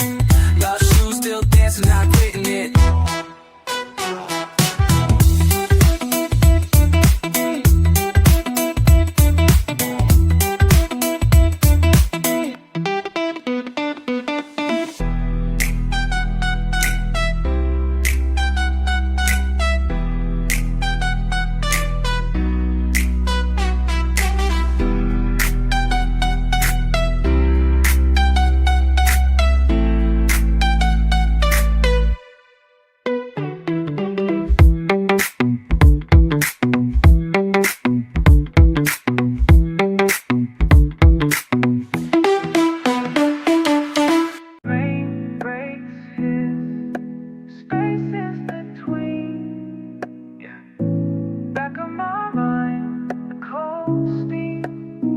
Brushed off my shoes at the curb, knuckles raw from winter wind. Loose leaf in pockets, last night's ink bleeding through my skin. You left your sweater on my chair, threads unraveling slow. Stuffed subway tickets inside the pages I never showed. How quiet it feels, late echo from you. No headline, just static resonance glue. Standing in between trains, can't tell if I'm leaving or staying. Your name in the static, repeats in the gaps. Rain beating glass, I'm playing. Rewinding my head, fade out, then back again. I'm hemmed in these doors, your voice at the border. Am I gone? They're just waiting. Sidewalk coffee, going cold. Headlines blurred by drizzle.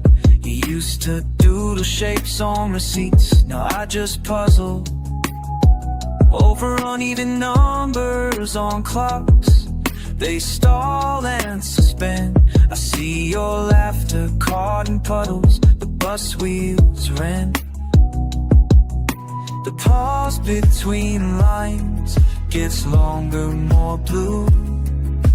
Day slips, old stations, replaying you. Standing in between trains, can't tell if I'm leaving or staying. Your name in the static, repeats in the gaps. Rain beating glass, I'm playing.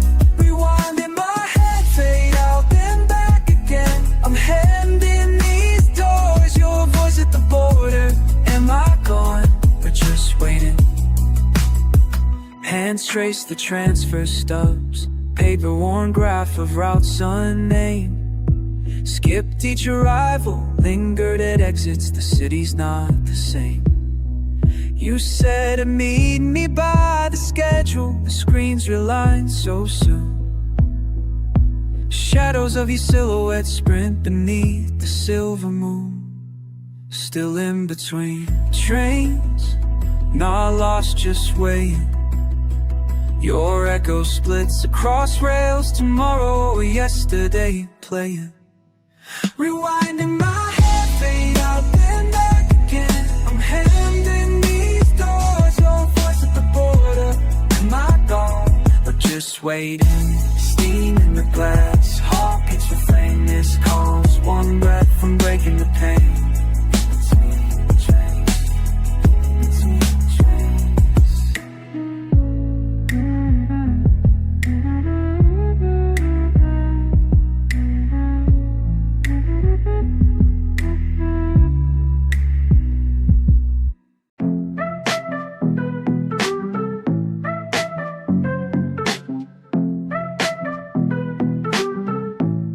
Okay, another morning with the blinds half down. Just space, not much said. I shuffle through the sounds. Not trying to change the world, just moving in slow rounds. Half a smile across the room, light enough to count.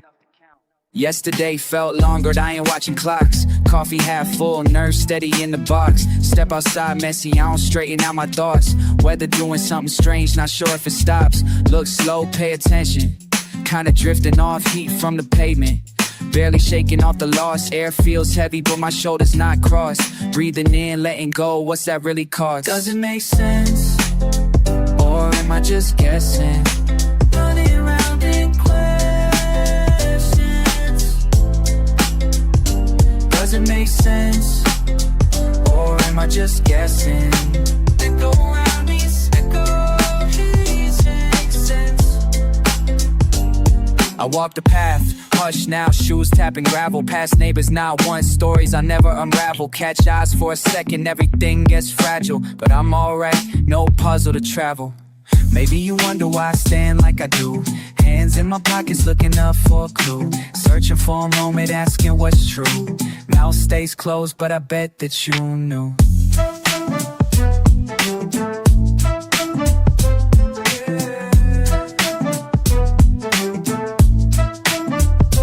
Maybe that's the point, letting small things fly. Not a loud answer, but the reason stay shy. If you ask twice, I might meet you with a sigh. Or just keep steady, let the meaning pass by. Does it make sense? Or am I just guessing?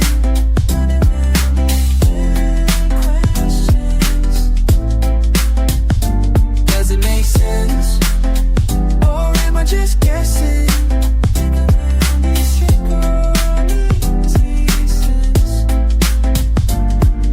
So I tighten every lace, step out with no defense. Rolling through the day, nothing too intense. I just wonder when I pause, staring over the fence. Doesn't make sense.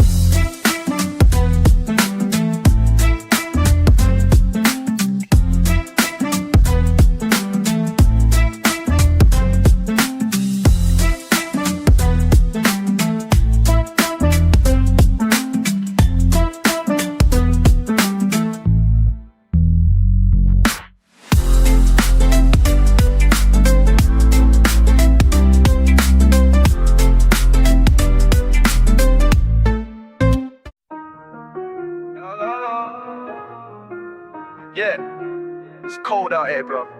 Feeling heavy though.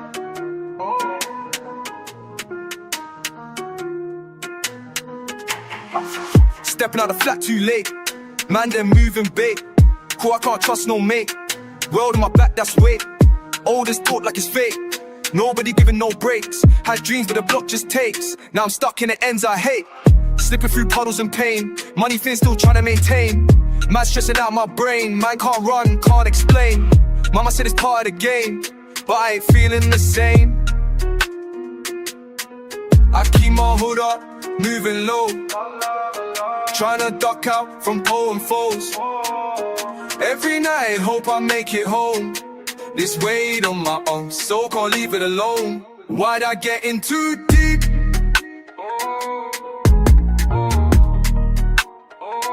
Now I barely sleep.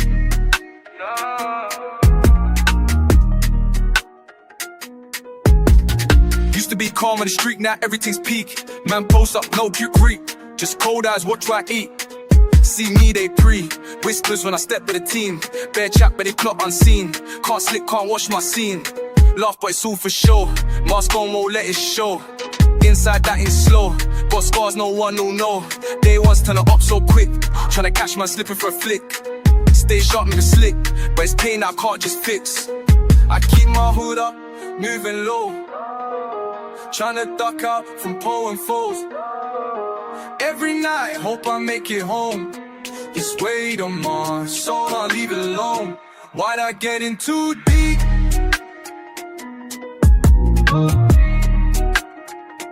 Now I barely sleep.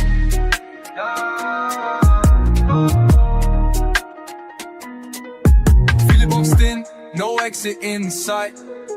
Too many L's, lost track of the nights. Wanna run, but my shoes feel tight. Living in fear just don't feel right. Why'd I get in too deep?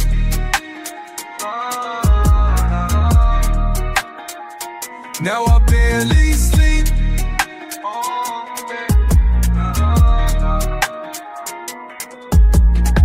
Streets cold, never been cheap. Now I'm sinking in deep.